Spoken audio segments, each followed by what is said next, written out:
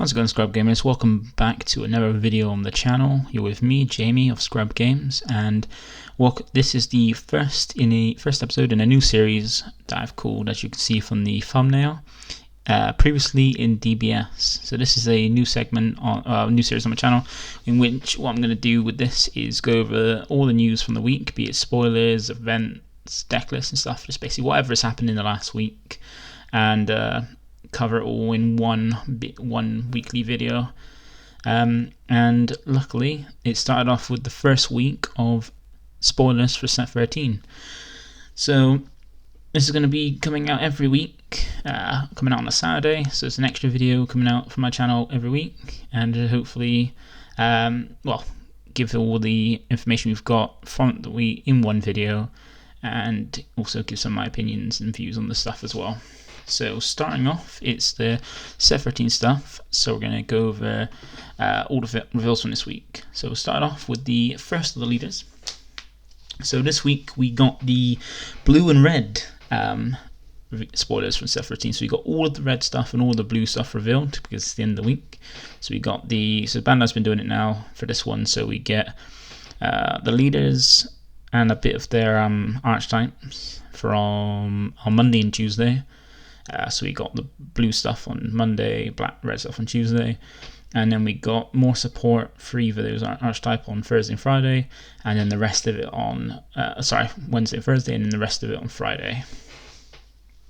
We got quite a lot of stuff as well. We did get a designer's notes as well, which gives us a glimpse of some of the green and yellow stuff, as well as some black stuff as well, which we'll cover in the video. But first off, we're going to go over the red stuff. And this is the first leader we get from the new set is a brand new Borgos crew leader, but this time in red. So sorry to the people who thought that with the red, with the new support we got an anniversary box, the Evolution Metal set, we didn't get a yellow Borgos leader or an ever blue Borgos leader. We did get a new Borgos crew leader, so everybody wanted a Borgos crew leader. You got it. It's got the tag and everything, but it's been printed on the colour that none of the cards have been even in before. But the good thing, from what I've seen, is that it now does give an option to run a potential forward, the original blue leader, to run a blue-red version of the deck. Not sure how good it is, but because I haven't done any testing yet, because we've only got reveals this week, and we've only got all of the reveals for red this week. But I'm going to do some testing and give it a try, because I know I have a local who really loves Borgos crew so much that is all he plays, and he's trying to make it good. But his Borgos crew is with an old leader that isn't that great, but some decent-ish support coming out that was brought out for it. But just without a decent leader, it's not that strong. So we'll go over with this. So on the front side, as you can see, it's got two permanents. The first one is that as a deck building restriction, which means you can't include any extra card with energy cost of 2 or more in a deck, which means you're limited to the only extra cards you can include in your deck have to be 1 cost or less. Not too bad, because there are some good 1-drop red extra cards, but it's not too bad.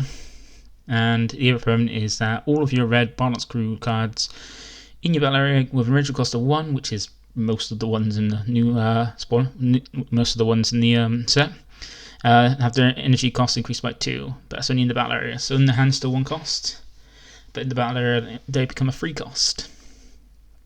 And then its auto is when it attacks, you choose up the 1 red Saiyan card with original energy cost of 1 in your hand to play it.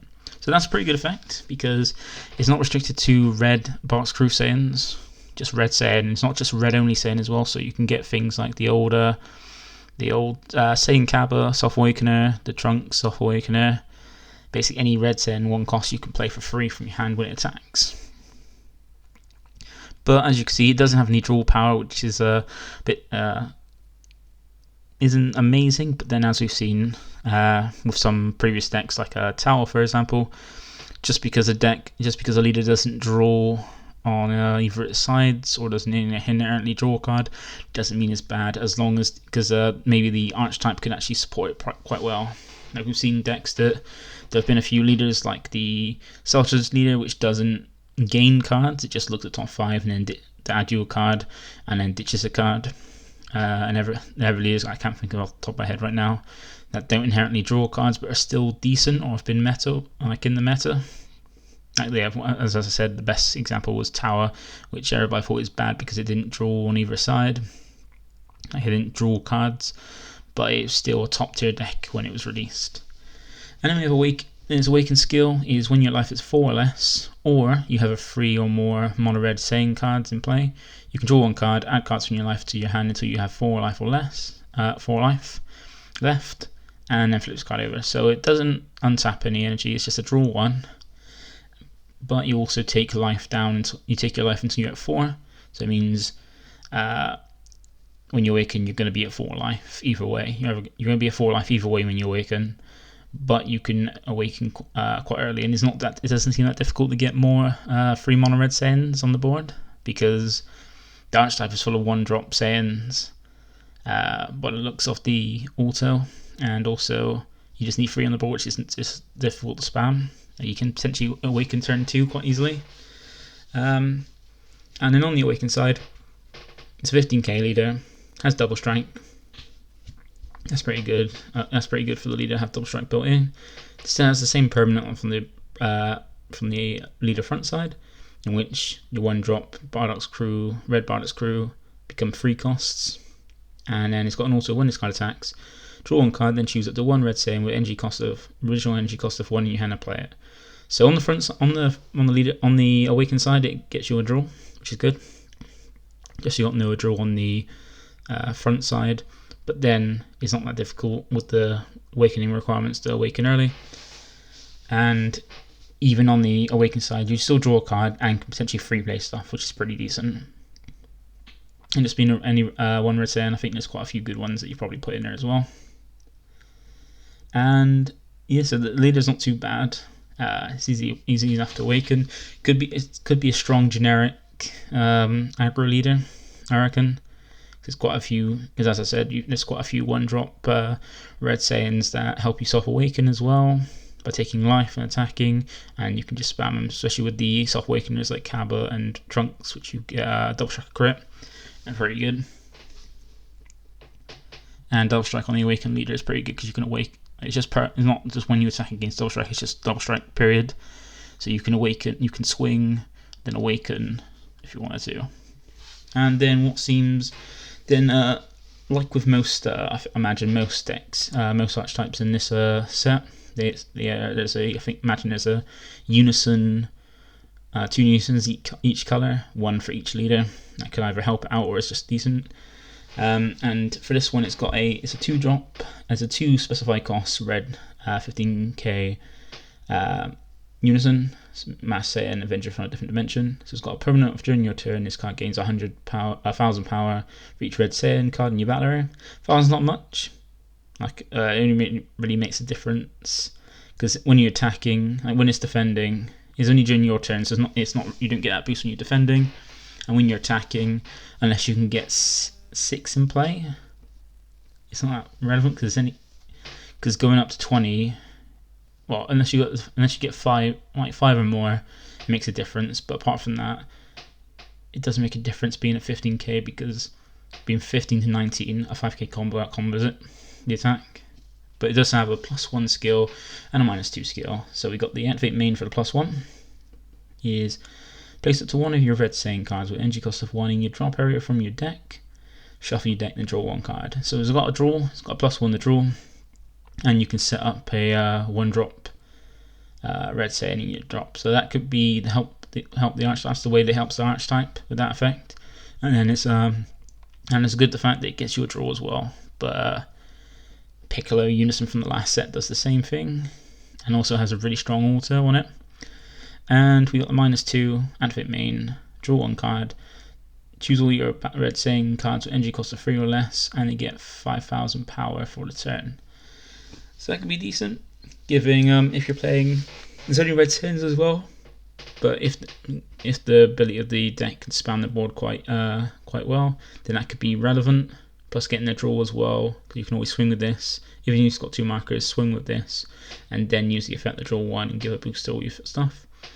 And a 5k boost for the turn could be helpful, but it's a -2, but still, it's a good one. It could be helpful for the archetype, but the Piccolo Unison is Piccolo Unison from last set outclasses this because it's got a stronger effect in the auto.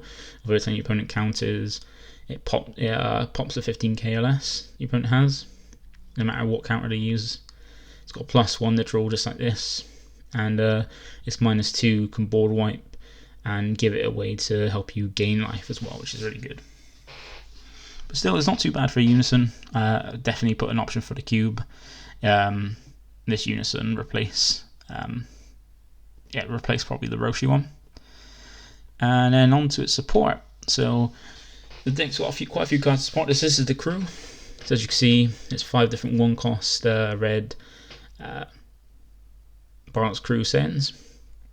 It's got a 5-drop Bardock and a extra card specifically for the deck. So if you got onto the first one, so the first one is the Bardock, Pride of a low-cast warrior. It's got an auto similar to some of the Awakened ones, which is add a card from your life to your hand as the cost. When this card attacks, gains 11,000 power for the battle. So basically, it's a Self-Awakener that gives a 15. Doesn't gain any skills like a double strike or a crit, but it still is a Self-Awakener for the deck. It's also got another auto if your leader card is a red Saiyan card, and you have 2 or more energy, so it's not restricted to the leader, but you do have to have 2 energy, so this auto isn't live until you get to your turn 2. When this card deals damage by attacking, switch this card to active mode. Look up to 7 cards from the top of your deck. Play up to 1 Borgos crew card with an energy cost of 1 among them, then shuffle your deck, and then the card you played with this skill and this card itself can attack for the turn. So when you've got 2 energy, you can swing with it. Use the first auto to it's a good Self-Awakener in the fact that you can go to 15k when swinging by taking a life. If you do manage to do damage with it, you get a look at top 7 and play another 1-drop from the top of your deck, or up to 1 Borgos crew. And the good thing is, it doesn't specify between colours, so just 1 Borgos crew at energy cost of 1. So you can if you put it in with the old blue stuff, it works with that quite well. So as I said, you can play potentially a decent blue-red version of the crew. But you've got to deal damage to do that, and then either that card can attack or this card attack again, so you can take 2 life to awaken quite quickly. But still spamming the board with Borgos crew, even getting the Torah blocker from the Evolution Battle. That is a blocker that can bring out a 5-cost from hand. Is a decent target for that, or even just any of the 1-drops like the not the Kakarot, there's a Torah that has 1 from deck and stuff like that. All the Flasher looks at top 5. You've got a good target, so not being color restricted is pretty decent. Then we've got the next one, Chain Attack Torah. So the rest of these ones, the ones that aren't Bardock 1-drops, all have a skill that's gained by, or something that's gained by Bond. They're all Bond free, meaning that itself plus another 2 battle cards on the board give it this skill. So with Torah's case, he gets blocker if you've got 3 or more, well, at least 3 red Saiyan cards and or Borgos crew cards. So that means it doesn't have to be just Borgos crew, it could be any red Saiyans. And it doesn't specify just red Borgos crew either. But it has to have an auto if your leader card is a Borgos crew card. So once again, it doesn't specify color, so it can work with a blue leader. When this card is played from your hand, and up to 1 red Borgos crew card with energy cost of 5 or less that isn't a Torah card from your drop area to your hand, and you can't play copies of this card for the turn. So it gets back the red Borgos crew from the drop, and you can grab back that the 5-drop Bardock as well, which is quite decent. But being restricted to just only adding red Borgos crew isn't great. There's only just 1-drops, but still is not too bad. Being able to be a blocker as well could be quite handy. Then we have Chain Attack Fascia, so her bond free skill is a permanent, where the same thing, rather reds up to, you need at least 3 red Saiyan cards and or Bardock crew, and this card gains 11,000 power. Doesn't specify either turn as well, so even on your opponent's turn it could be a 15k. And this one's got a decent effect in the fact that when it's played, look up to 5 cards from the top of your deck. add up one Bardock Screw card with entry cost of 5 or less, or up to one red Unison card with a specified cost of 2 among them to your hand and shuffle them. So like with the Piccolo, I think Dragon Ball Obsession from last set, it can look for a specific type of card and a Unison. So with this one, it can either search for any Bardock's crew that's entry cost of 5 or less. So if you're playing with the Blue Apes, it's a good one if you do go for the red-blue, or get a 2-cost red Unison as well. So this is a card that I'm considering for the cube, because I've got both the blue Bardock Apes cards in the cube, and also most of the red Unisons are 2-cost as well. So it's got dual usage, and it can also pull off the bond free if you draft enough red Saiyans as well. It's a pretty decent card. I would say it's one of the decent cards for the red Bardock's crew. Next one we have is Chain Attack Sugesh. So this was the only one with unique out of the 1-drops. The rest of them don't have. You can play in multiple. But all it's got is a permanent, which is the bond free skill, which means that's like the others. This card gains 10,000 power and double strike. So if you got itself and 2 other either red Saiyan cards and or Bardock's crew cards, you get for 1 energy a 10k double strike. Actually, need to play its turn, which is good. So that's not too bad, not too difficult to pull off, and a good way to apply pressure in what seems like an aggro deck for this.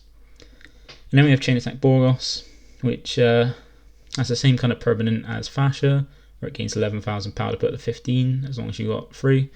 And it's got an auto, which basically makes it a cantrip, which is when this card is played, draw 1 card. So that's not too bad. So from what I can see from the 1-drops, they're all good apart from Tor. Tor is alright, but the other ones are quite decent. And only Sugesh has unique, so you can get multiple of Borgos and Fash on the board to, Borgos to draw you more cards from its effect, and just give you 1-cost 15Ks, which is quite decent. But one thing you could probably do that could be helpful is, there's no way to add markers, but the Piccolo Junior 1-drop Unison, getting out the pan could be helpful for this deck, but unless you're playing the Bardock to give it more markers, or have ways to give it more markers, then it's not the most optimal Unison. But maybe probably a better option for it would be the Piccolo, because just in case you can get a heavy counter deck playing a 1-drop weenie aggro, at least the Bardock allows you to pop your opponent's battle cards with its auto skill. But going on to the big ones, we've got the SS Bardock, the 5-drop, the SS Bardock Super Saiyan Enlightenment. It's a unique barrier, so it does have a barrier. It can evolve for 1 red on top of a red Bardock with an energy cost of 1. So you've only got 1 target. And it's got 2 autos and it needs a 20k as well. Barrier means it's got unique means you can only really have 1, and barrier means that it's going to be hard to remove. But it's got 2 autos, which is, first one is when this card is played, look at the top 7 cards of your deck, play up to 1 Bardock Screw card among them in your drop area and shuffle your deck, so you get to send a Bardock Screw from the top 7 to your drop.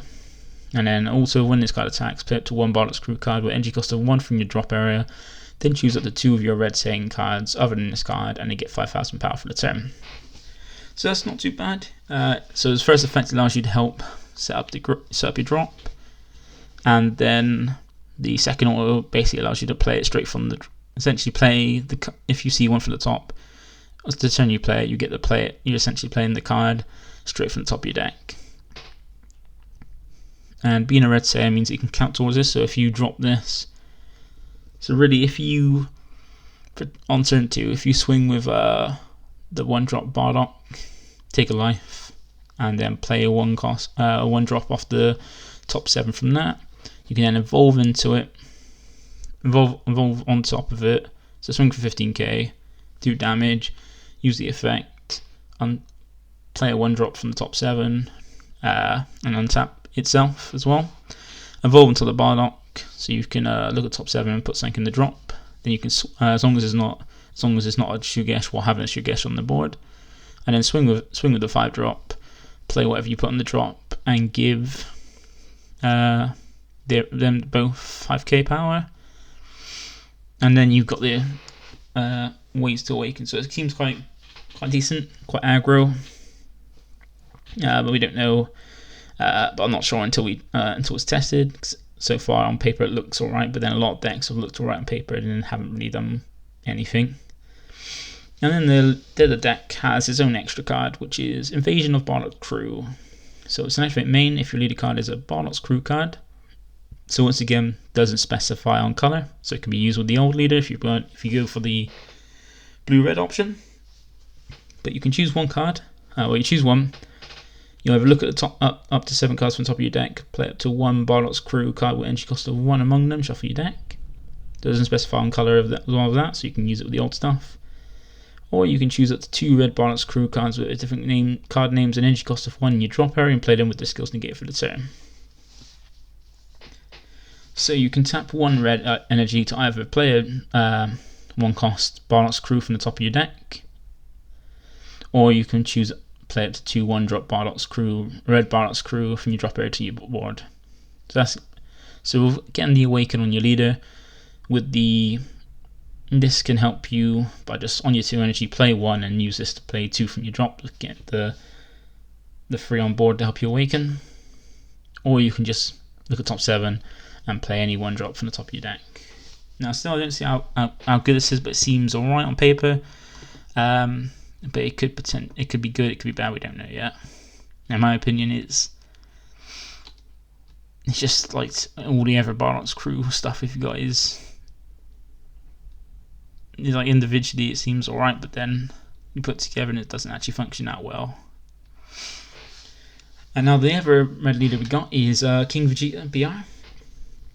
So unlike the rest of all the other colours, from what I've seen from the trailer, they each have the 2 leaders in each colour against each other, apart from red and green, in which the red leaders go against the green leaders, because the red leaders have the Saiyans, the green leaders have the Frieza clan.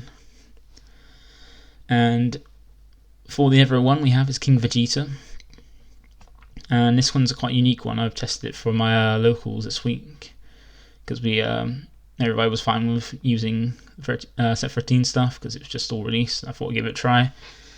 It's quite interesting.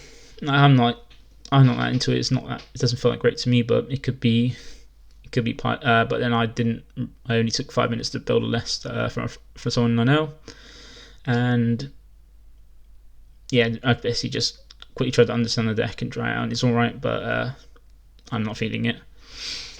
So on the front side, it's got a auto, like with other leaders that have a specific fill card for themselves. It's when this card is played in your leader area, activate up to 1 young invaders from your deck. So as soon as you put it down, you play a fill card from your deck. Then it's got another auto of when this card attacks, look at up to 5 cards from the top of your deck, and up to 1 mono red Saiyan card with energy cost of 5 or less among them to your hand and shuffle your deck. So that gives you quite a lot of options, and especially with the chains as well for the deck. It gives you access to anything you want. Then it's got an Awaken of it when you or your opponent's life is at 4 or less. You may draw 1 card, switch it to 1 of your energy active mode, add cards from your life to your hand until you have 5 left. Then flip this card over. So it means when either you or your opponent hit 4 life, which is easy enough to put your opponent to 4 with this deck, you can Awaken, but then you go down to 5 as well, which is quite decent. Some of the times when I was playing, I still at 8 life and got to Awaken and take 3 cards from life, which is quite nice. And then out combo of a 10k swing. And then on its Awaken side, when you flip it over, as a permanent, I've reduced the combo cost of all red Saiyan cards with 500 power in your hand by 1.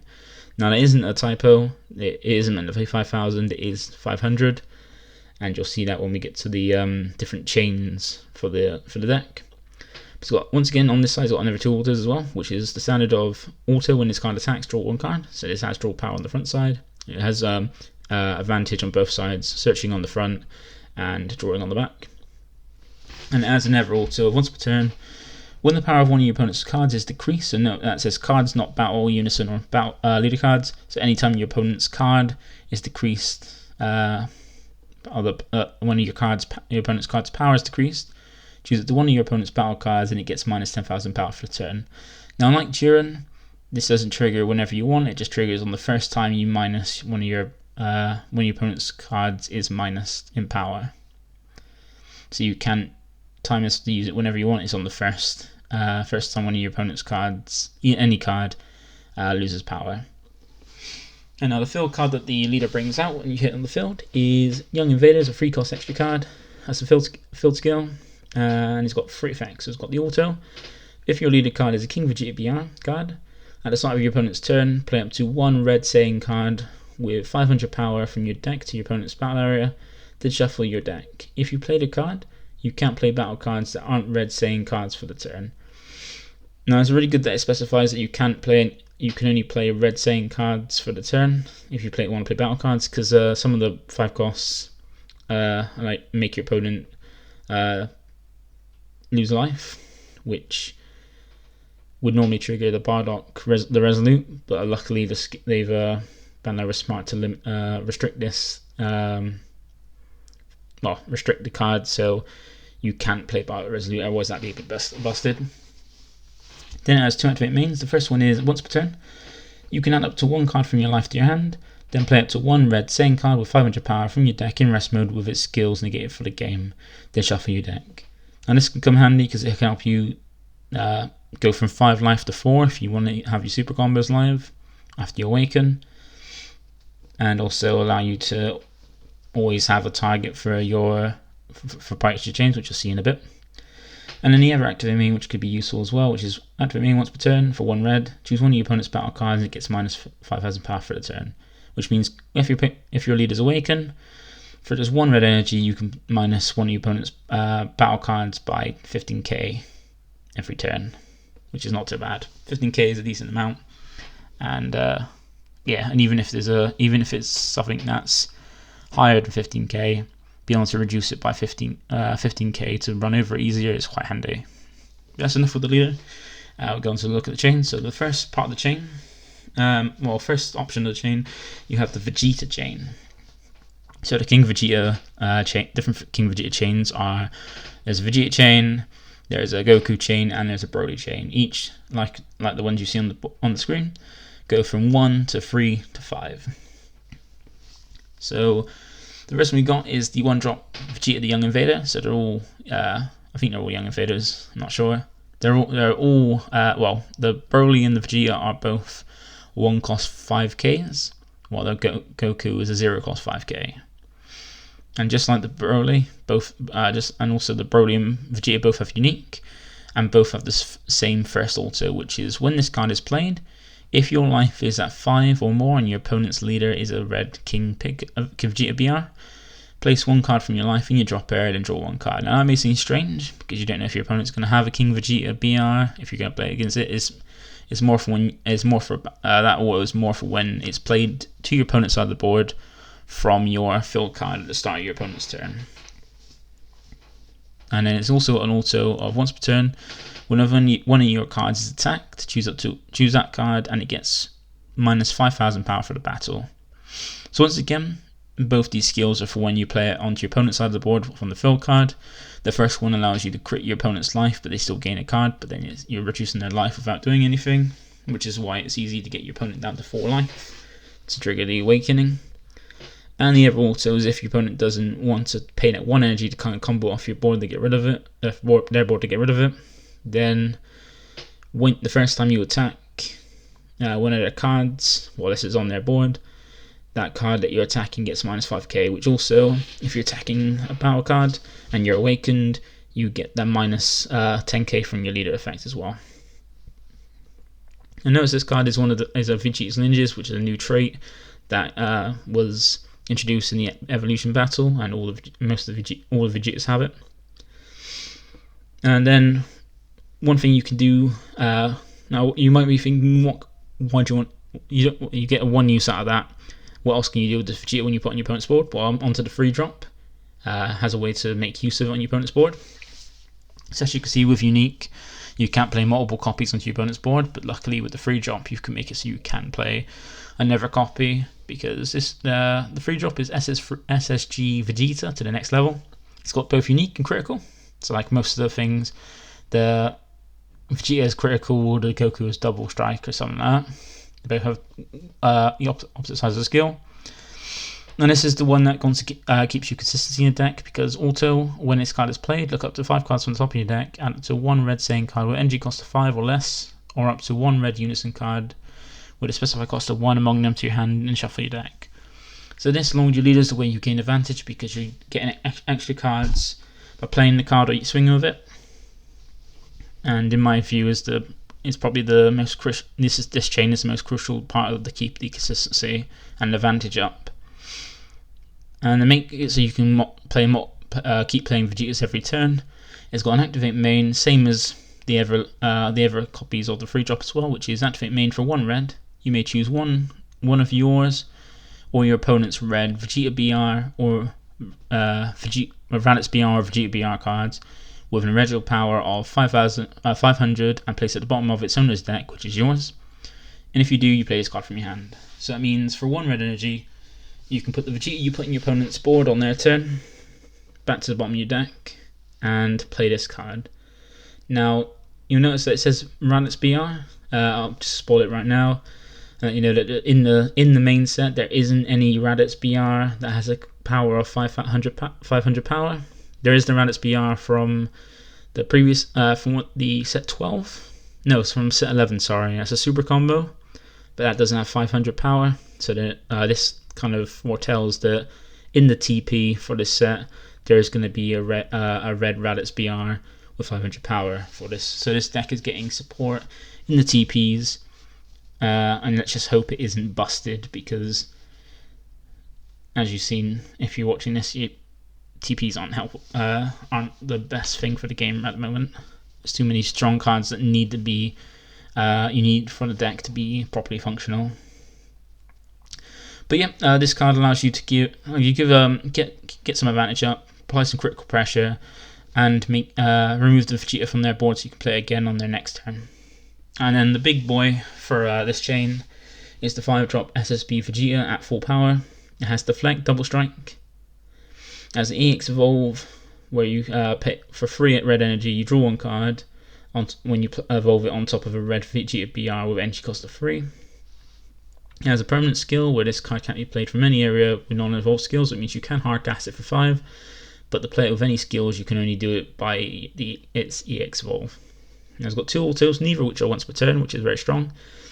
The first auto is if this card is in rest mode, so all we got to do is attack with it. When one of your opponent's battle cards is played or attacked, or they attack, then you may choose that card, and it gets minus 10,000 power for the turn. Which means if your opponent plays something and then attacks with it, you're minusing that card by 20k, which is very strong. And also as well, this triggers your opponent your leader's effect to minus 10k sync when it's awakened, so you could potentially minus 1 card by 30k potentially. And as their autos, when this card is removed from your battle area by your opponent's skill, you place 1 card from your opponent's life in your drop area. So if they get rid of it by a skill without attack, because attacking over it with its skill, it's going to be quite difficult unless your opponent swings with it to a leader or unison, because they're not affected by its first auto. But if they try to get rid of a skill, you crit 1 in their life, which is really strong. And then on to the next chain, which is the Broly chain. These are the best 2 chains, in my opinion, for the deck. So once again, Broly is the 1-drop Broly Young Invader. As I said, one cost 5k for combo. Has unique, same auto as Vegeta, but it's got a different auto for the second one, which is auto once per turn. When you play a battle card on your turn, choose 1 card from your hand and send it to its owner's warp, and in the return the card sent to its warp by its skill to the owner's hand. So that's basically a skill for when you play onto your opponent's board, because just like with the Vegeta, you're going to be playing onto your opponent's board, so they crit a life if they're 5 or more, and then draw a card. So you're putting your opponent down to 4 life really quickly and really easily. And then this basically says that unless they want to swing and combo this off to get rid of it, when they play a battle card, they have to warp a card from their hand, but they get it back at the end of the turn, which means they have less options during their turn when they play Psych. And just like the Vegeta and Goku, it's got a free drop that go on top of it by putting. So it's got the same activate main as the Vegeta, where if you put a Broly or Raditz well, that's 500 power that either you or your opponent controls to the bottom of your deck. You can play this from your hand.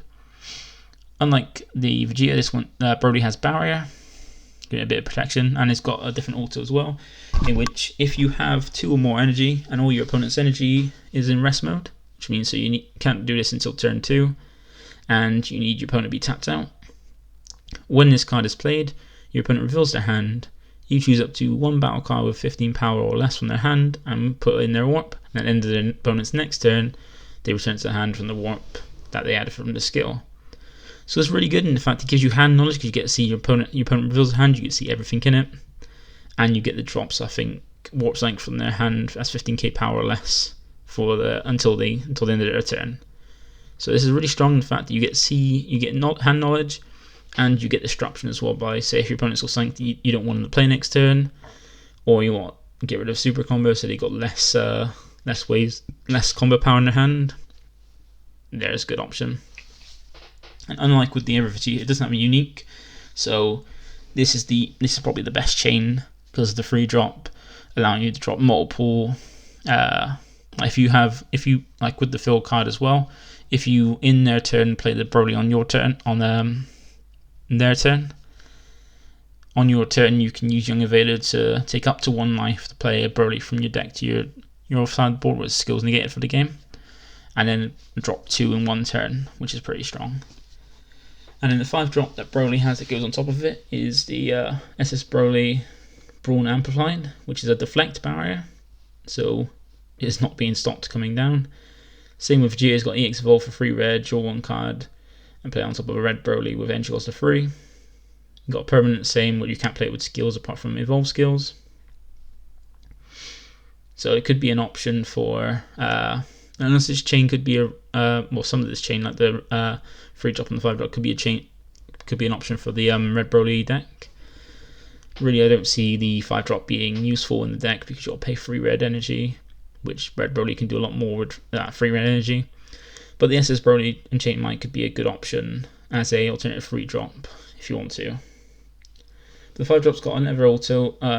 Its auto is once per turn. If this card is in rest mode, when your opponent attacks a leader card, they reveal their hand. Then you get to choose up to 1 card from it, just up to any one card from it, and send it to the warp. And at the end of the turn, they get to add it back to their hand. So if your opponent attacks your leader while this is in rest mode, you get to look at the hand, see, and then you get to have a whole lot of hand knowledge, seeing if they can how much they can combo up to, what cards they can do, what things they can do, so you can and then disrupt it. It's very strong, but then as I experienced, a lot of time you're going to be checking to this to try and get rid of it, so they don't reveal their hand, which sucks a bit. But being a 30k means they got to waste a lot of cards if they want to try and get rid of it though. And then on to the last chain, which is the Goku chain. So the 1 drop is a bit different to the others. It's a 0 cost 5k, so you can combo easily. But then the other 2 aren't difficult to combo once you get to Awaken, which is easy enough to do. The other 2 are basically just 5ks as well, because the leader ignores the 1 cost on them. And the Goku's got a different. The only effect that Goku has is when this card is played, switch to rest mode, which means when it plays onto your opponent's side of the field, it plays in rest mode, so they can't attack with it, and they can combo with it the turn you play it. And then the 3 drop is SSG Son Goku to the next level. This one's got blocker, and it's an auto once per turn at the end of your turn, or when this card activates its blocker skill, switch the card to active mode, which means during your turn you can play it, swing with it, and in turn block it, and then when you block, just like the Goku and Hit Supreme Alliance or whatever it's called, you can get 2 blocks out of it. And just like with the other 3 drops, you can play it for 1 red energy by putting a Goku from either your side or your opponent's side of the board that's got 500 power at the bottom of your deck to play it from your hand. And then the 5 drop version is Ssb Son Goku at full power. It's deflect, dual attack and blocker. Evolves for free red energy by drawing a card on top of a red Goku BR with energy cost 3. Can't be played from any area apart from evolve skills. And as an additional permanent of that, this card can attack your opponent's battle cards in active mode. Now, so that means you can attack two of your opponent's battle cards, which is quite handy, even if they're active mode, because it's got dual attack. And it's got another auto. It's got auto of once per turn. If your leader card is a red Saiyan card, which with the King Vegeta leader you will be, when this card kills one of your opponent's battle cards with original energy cost of 2 or more, or is removed from your battle area by opponent's skill, you deal damage to your opponent. So you got ways with the Vegeta and with the Goku to burn your opponent, and the Broly's got a bit of defense and hand knowledge as well. And then we have the rest of the other stuff from the red support. So the other red cards that we got that aren't specific for the archetypes for the 2 elites. So we got the Son Gohan Saiyan combo. This is a 2-drop 10k with a 5k combo. Deflect, permanent, bond-free red Saiyan cards. This card gains 10,000 power and blocker. So this could be a good option. This could be a good thing to play with the Borgos crew, because it can gain. It can become a 20k blocker, and it's got deflect as well. And it has an auto of when this card is played from your hand, look up to 7 cards from the top of your deck, play up to 1 red Saiyan card with energy cost of 1 among them, and then shuffle your deck. So with the one, this is really good for the Borgos deck in the fact that turn 2 you can play it, look at top 7, play one of the 1-drops, and if you played one the turn before and it's still there, you have 3 now to awaken with your leader and trigger all the bond-free skills. And it's also a Gohan with the Universe 7 Earthling and Saiyan tag, which means you can support other kinds of archetypes as well. And then we have the 1-drop Unison, which is probably more for the King Vegeta deck, which is Black Mass Saiyan, brought from another dimension. This is an SR as well, so this is the SR for red of the Unisons. It's got an auto of once per turn, when your opponent adds a card from their life to their hand or places a card from their life in the drop area, add a marker to this card, and if it's your turn, this card gains 5,000 power for the turn. So this is basically the same. This is the same also as the Piccolo Jr. Unison, apart from it doesn't gain the 5k power, but it does gain a marker if they take a life that turn, and there's only once per turn, so it can trigger in your opponent's turn or your turn, and it doesn't specify how they take a life. So say you go turn first, your turn when you play this, then their turn they use a leader's skill to take a life from the hand to do something, you get the marker.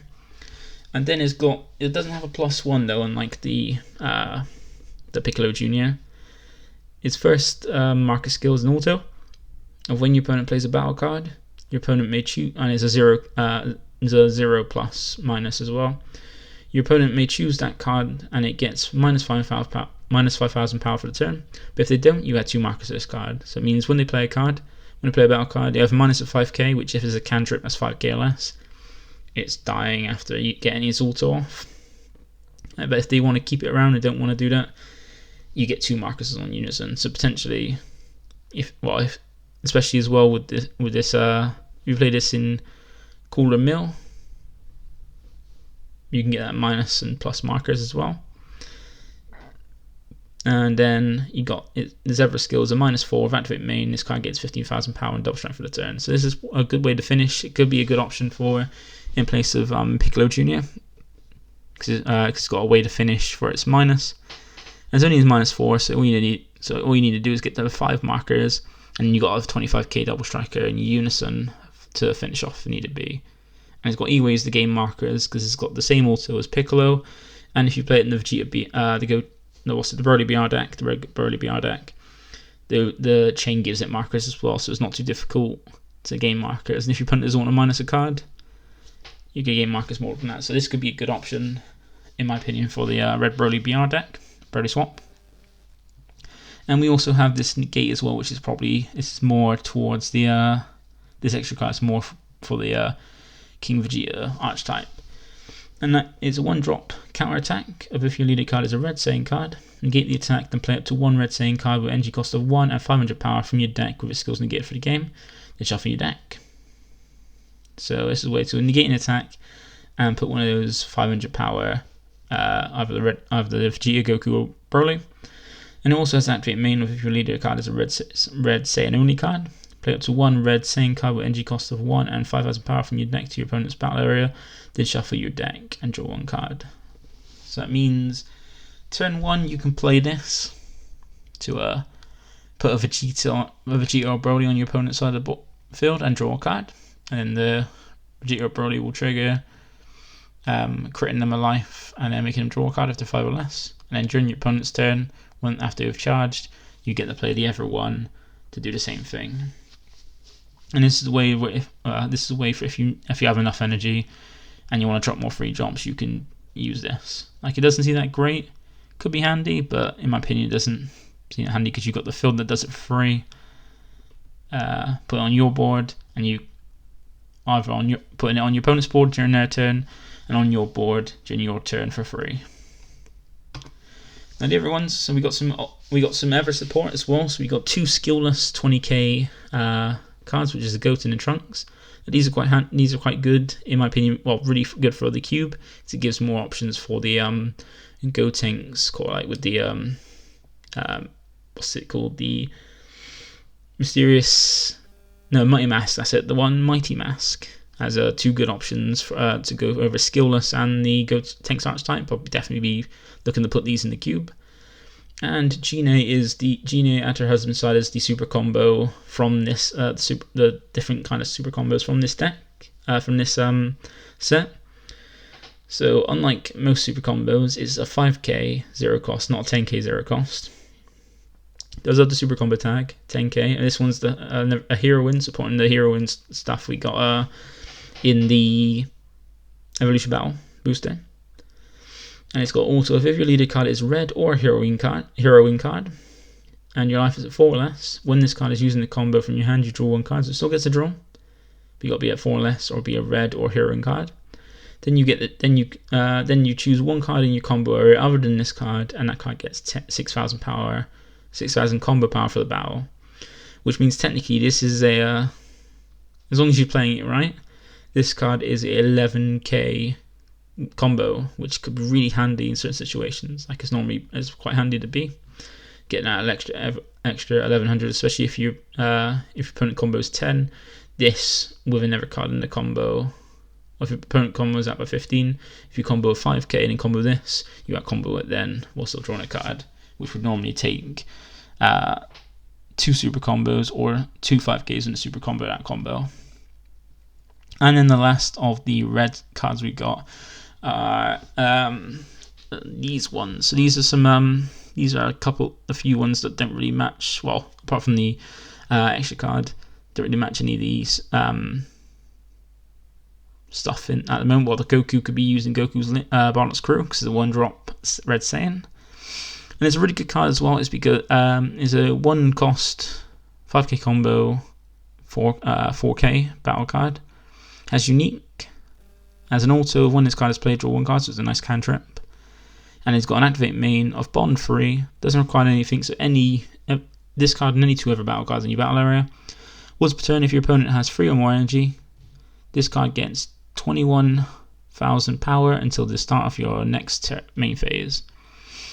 So this is really good, because of the fact that for 1 energy, once your opponent is at 3 or more energy, this is a 1-drop requirement. Well, this meets the criteria for heartfelt play for 1 energy, and it replaces itself as well. So if you get to 3 energy and you're not awakened, and you got 2 other battle cards that field, you can tap 1 energy, play this, use the activate main, make it 25k, swing with it, and then after you've done swing with it, use the awaken to trigger heartfelt play. So it's very strong. And being an SI I will probably put this in the cube as well, because it's a good cantrip with a good alternative effect as well. Next we have the 1-drop King Piccolo, the next step to youth. So this is a card that is in each, I'm guessing is going to be each color. I know there's some in blue as well, which supports some of the older archetypes with unisons. So it's a 1-drop King Piccolo, the next step to you. 5k combo, 4,000 power.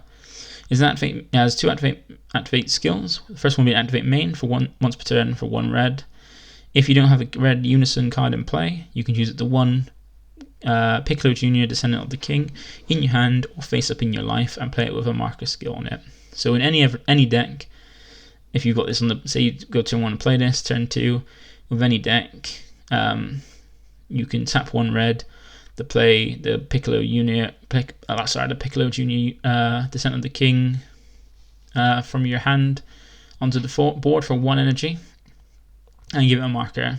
Or if you're playing the King Piccolo deck, you can play it from face up from your life, using this instead. Well, you can play it either from your hand or face up from your life.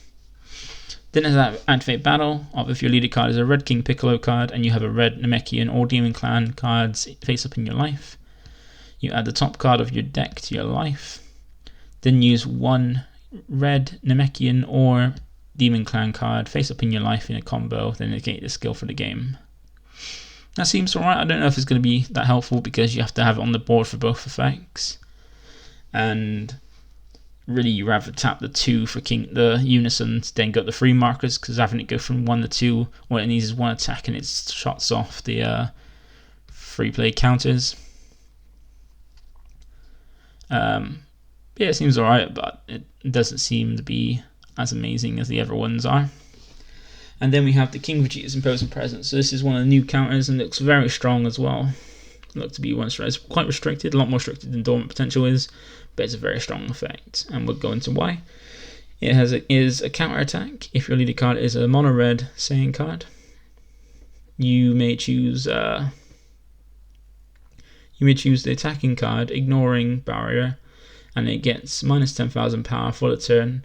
Your opponent can't attack with cards for the turn unless they give the attacking card minus 5,000 power for the turn each time.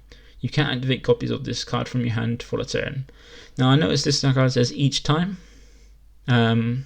which you haven't put on a card text since Topo, and this is probably just because after they did it for Topo to clarify, then when they tried to make it so there's less text on card by removing it from the future ones, people got confused and kept comparing and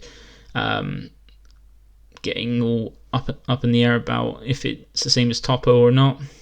And they've just added this now, just to basically because people were getting so confused and asking about rulings. But if it's like Topo, and they just added it back to make because it's easier than saying it's easier to add the extra text to make it painfully obvious than to not have the text and make it less text on the card and give rulings because people can't understand it.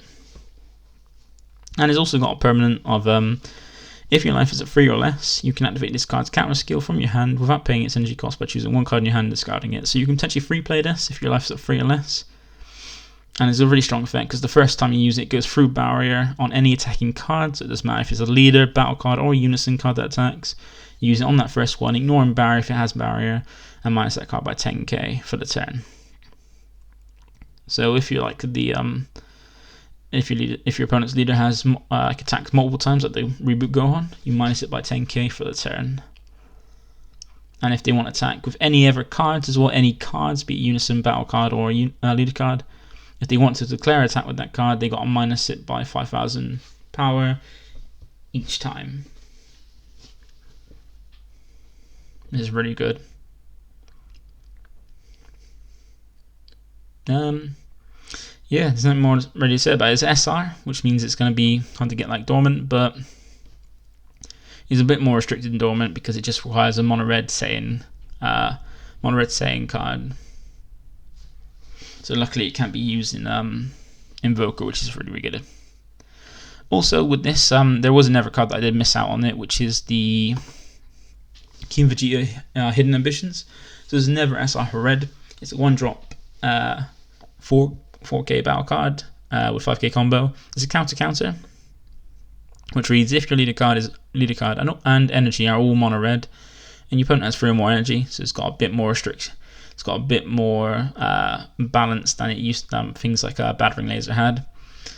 You negate your counter skill of an extra card with energy cost of 1 that was activated without paying its energy cost, then play this card. So this is more for the sparking negates, the set 10 unison counters like Dormant and things like that, and only hits them if they're played for free.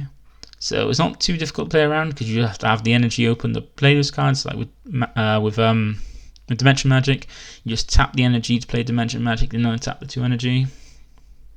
You also have Dormant. You can tap 1 green energy to use Dormant to avoid roundness. So it just means that if you're playing against a red deck and you've got those free play negates, you just have to be careful if your opponent's got at least 1 red energy up and you need to use one. you might want to avoid it or try to use energy for it. Dinner has an activate main of 1 red. If your leader card is a red saying card and you place this card in its owner's drop area, so it doesn't specify where it is, so it has to be on the field to use this effect. You can play it to 1 mono red saying Vegeta's lineage card with energy cost of 3 and 10,000 power or less from your deck, then shuffle it. Now, this skill doesn't seem to be that great unless they bring out more mono red Vegeta's lineage cards that are decent. But at the moment, I don't think there's any one apart from the 500 power Vegeta one. Quote me if I'm wrong, but it doesn't seem that good. And also, with the exact same card, Bandai did a bit of an error with this by putting on the site this card pit art with the wrong details, as you can see here. As you see, both of them have the same art, but the one on the right has a different cost, a different name, and different skills, power, and traits. As you can see, it's a 6 cost King Vegeta, A Kingdom Lost, with unique double strike barrier, being a 6 cost 19k power, which is a King Vegeta Zeno, Saiyan from Dark Empire Saga. So this is obviously the effect of a black King Vegeta Zeno card that's in the set. You can see the set number is 146, which is normally right at the end of the set, which would be in the black cards. But we at least now know the skill of a 6 cost King Vegeta Zeno, which is a unique double strike barrier. When this card is played, choose up to 1 card in your opponent's hand or up to 1 of their battle cards and send it to its owner's warp. So when you play it, you get the warp card from your opponent's hand or a battle card on their board. And then never alter once per turn if this card is in rest mode. When your opponent attacks a leader card, your opponent chooses 1 card in the hand and sends it to warp. So it's similar effects, just like the Broly and the Buu Zeno from this ultimate deck. Then it has an activate main, which is an easy way to cheat it, which is for 2 black energy. If your opponent has 3 or more cards in their warp, you can play these cards from your hand. Yeah, so you can cheat out the 6 drop for 2 energy, and it has 2 strong effects, which is really strong. But being 19k power, it's not too difficult to run over. And now we go on to the blue stuff. So we got the blue stuff. So the first one we got is a skillless Gohan deck. So we got a Gohan deck from the Bojack saga. So for the blue cards, it's Bojack against Gohan against Bojack. And the Gohan Leader is one for support for blue skillless. So this, on paper and in theory, this looks really good because we've got the blue skillless stuff from the Janemba archetype in set 12, and also there's the Shield from the draft box 6, the blue one that helps support skill as well. So over the last few set releases, there's been some good support for blue skillless. And this could be potential. Personally for me, I don't like blue. It's just too stall. Like most of the decks are stally. A lot of people play it that I've played against play it very, very slowly and stally. And after that, I'm not a big fan of it. I've gotten rid of most of my blue stuff, and so far from this, Bojack seems interesting to play. But then I'm more interested in the old Bojack Leader.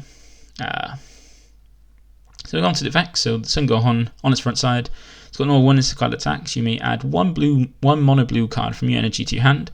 If you do, you choose it to 1 mono blue battle card in your hand and place it in your energy. So you can tag out one of your mono blue cards in your energy to your hand and then play another one back in active mode. So it means you can give yourself an extra energy similar to kind of how Soul Striker does on its front side. But instead of untapping it, you can get around things like the anything that hinders you from untapping by replacing a card with a new card in active mode. It's got another auto of when a blue skillless battle card is played from your energy. You may flip this card over. If you do, you draw 2 cards, then add 2 cards from your life until you have 6 life left. And in its standard awakening of when your life is at 4 or less, you may draw 2 cards and flip this card over. So either way, it's drawing 2 cards when it awakens or it flips over. But you can either do it and has 6 life left with its auto if you play a blue skillless battle card from your energy, or if you get the 4 life, use the awaken. And then on its awaken side, it's got an auto and an activate battle. The auto is when this card attacks, you draw 1 card. Then you may add 1 of your mono blue energy to your hand. If you do, choose up to 1 mono blue battle card in your hand and place it in your energy. So on both sides, it gives you an extra energy every time it swings. But when it awakens, it also gets you a draw as well. So on the front side, getting a draw and energy and getting a untapped energy is pretty handy. And it gets, as I said, it gets around those things that punish you for if you untap energy. And he's got Activate Battle. Once per turn, you choose one of your blue skillless Saiyan cards with energy cost of 2 or less, and it gets 5,000 power for the battle. So it means you can turn a 2 cost 20k skillless battle card into a 25k, and 25k is a sweet spot because not generally most people's leaders are 15k when they're awakened, and putting a 25 means that instead of just using a super combo to out combo at 20, they now have to, without losing any advantage, they now have to use a super combo on every card, so at least they're losing one card even if they super combo out of it. And the unison that seems like it's more supported for this archetype is the Pan and Giro NAV Fortification. This is a 1 specified cost blue unison, so blue finally got a 1 cost unison, which I've been dreading because having the Trunks counterplay live turn 1 in blue just seems scary. But the unison doesn't really have much protection unless you've got ways to prevent it being attacked on. There's only 10k, which means unawakened, a leader can swing into it. And it's got 2 skills, a +1 and a -2.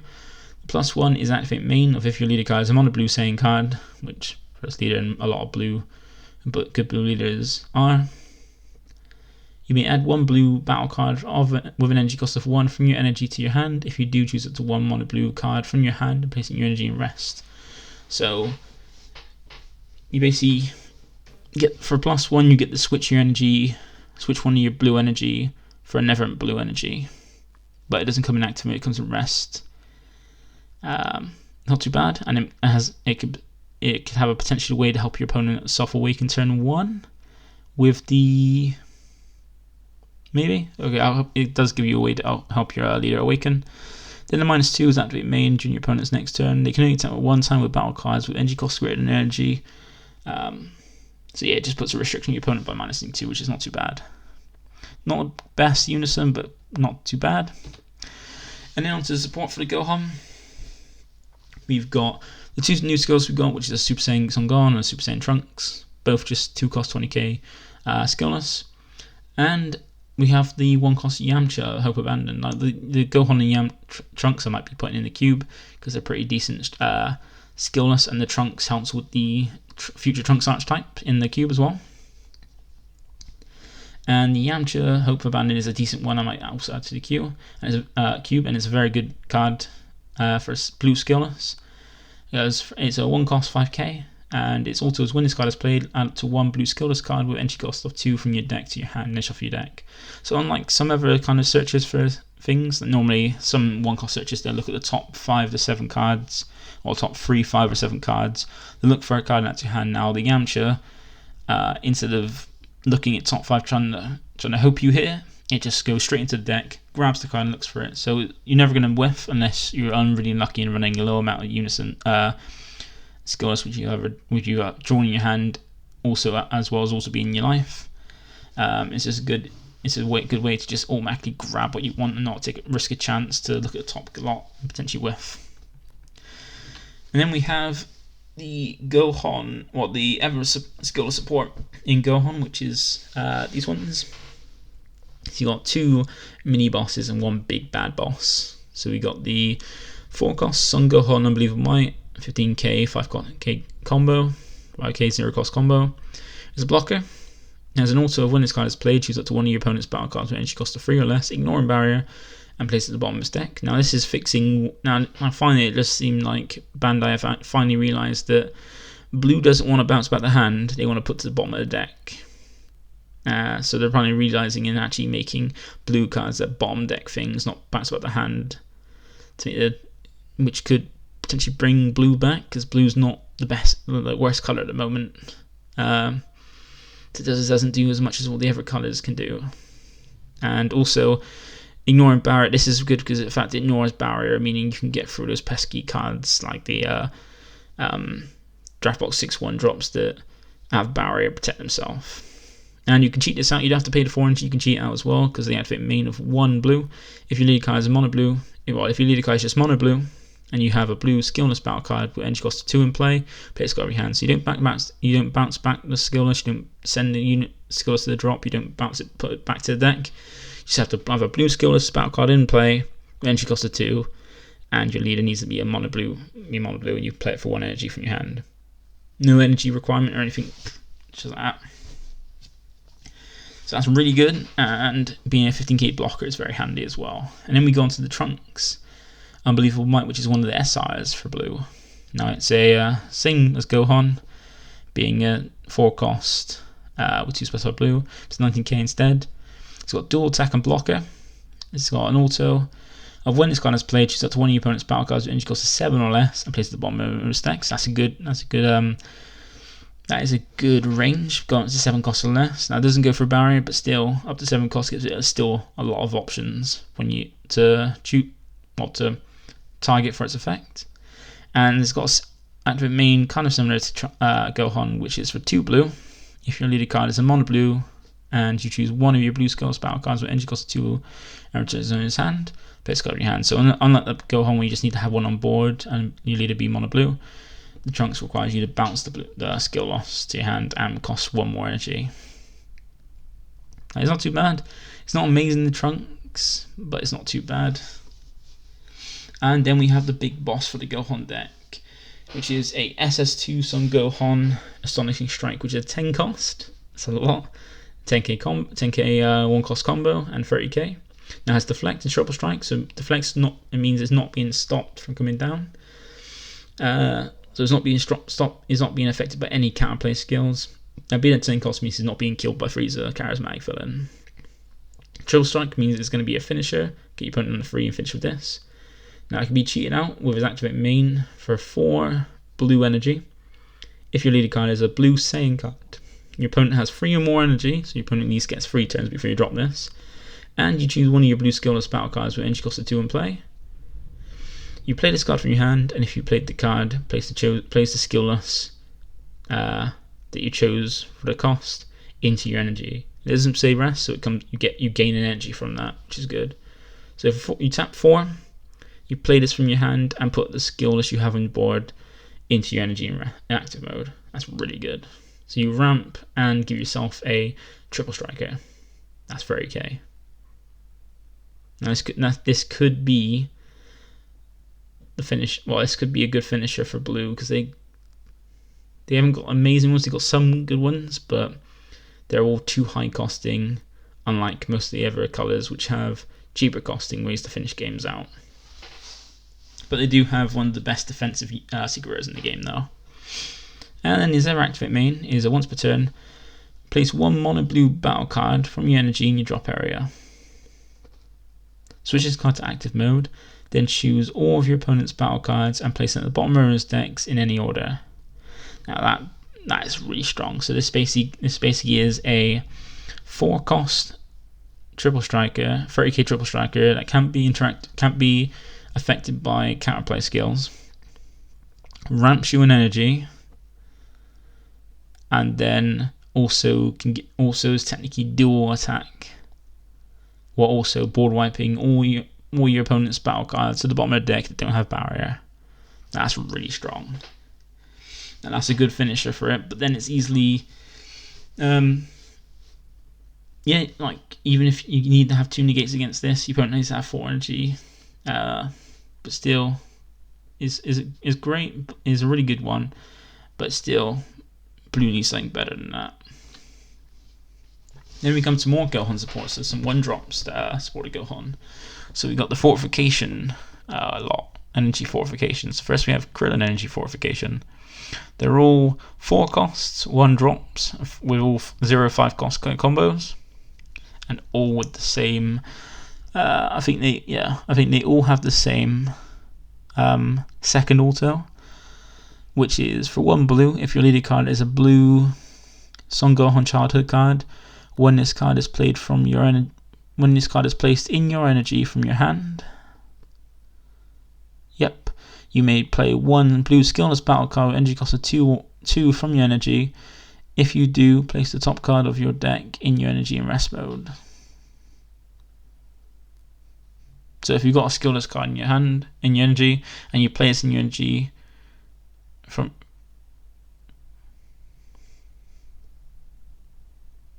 when you play the card in your energy from your hand, you can play 1 blue skillless with 2 costs in your energy. With the Krillin, he's got an Ever also, which is when this card is played, you look at the top 5 cards from your deck.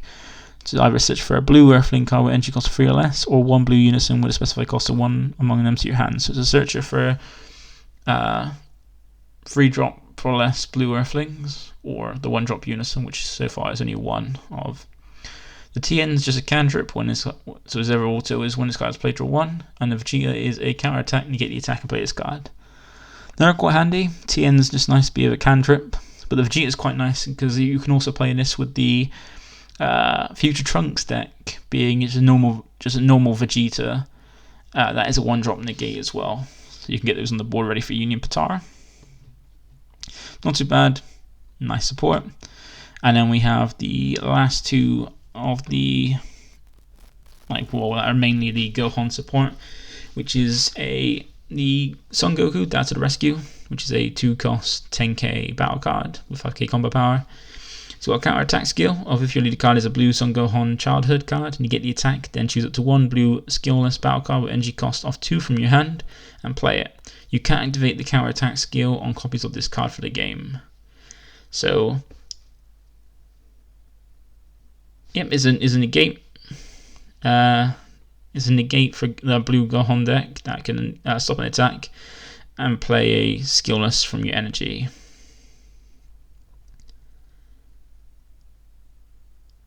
No, from your hand, no, not from your energy, from your hand. So you can negate an attack and play a blue skillless battle card from your hand. That's 2 costs. That's with a cost of 2. And it's got a permanent of if your life is at 3 or less, you can activate this card's counter skill from your hand without paying its energy cost. So this means when you get under 3 energy, you have a free negate that plays the skillless as well, which is very strong. But you can only activate 1 per game, which is fair enough, because then you can play it for free and play skills from your hand. And then we have Full Power Unleashed, which is a 1-cost extra card. Activate battle if your leader card is a mono blue Saiyan card, so it's not restricted to the Gohan leader. You just need a mono blue Saiyan card. Choose one card. Choose one of your cards in choose one of your cards in battle, and it gets plus 10k power for the battle. So as any one of your cards, as long as you have a mono blue Saiyan card for 1 blue energy and activate battle, you can give any one of your cards, battle Unison leader, a 10k boost for the battle. But if that card is a blue skillless Saiyan card, you draw 1 card and the chosen card gets an additional 10k power for the battle. So on any card is a 10k boost. But if you do it on a skillless gets a 20k and draw 1. So if you swing with a blue skillless card and use this on it, for 1 energy you get a 20k boost and a draw 1, which is that's like tree of might level for blue skillless in getting a 20k boost. But instead of get a double strike, you get a draw, so you replace itself on like tree of might. That's very strong for blue skillless. That could be blue skillless. Just seems like it could be a good way, like blue aggro skillless. I would try it, but then I got rid of all my blue stuff, and this is what I'm looking forward to. But I gave up after set 12 with the Janemba stuff not being that great.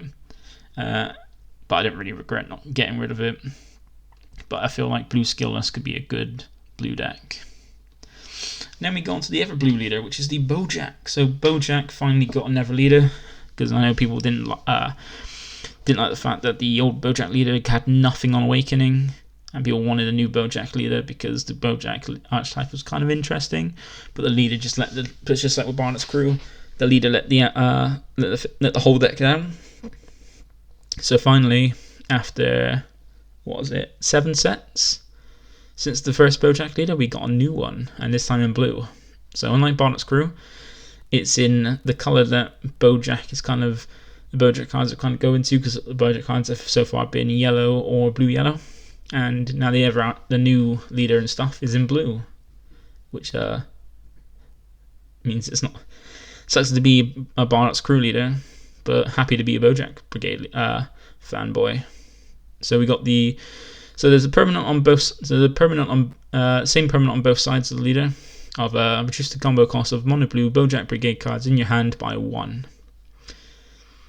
And then it's on the front side, it's got an activate battle. Oh no, it's got the same activate battle as well on both sides. So it's got the same permanent activate battle on both sides, being the activate battle being once per turn, use one mono blue Bojack Brigade card from your energy in a combo. If you do, you place the top card of your deck in your energy in rest mode.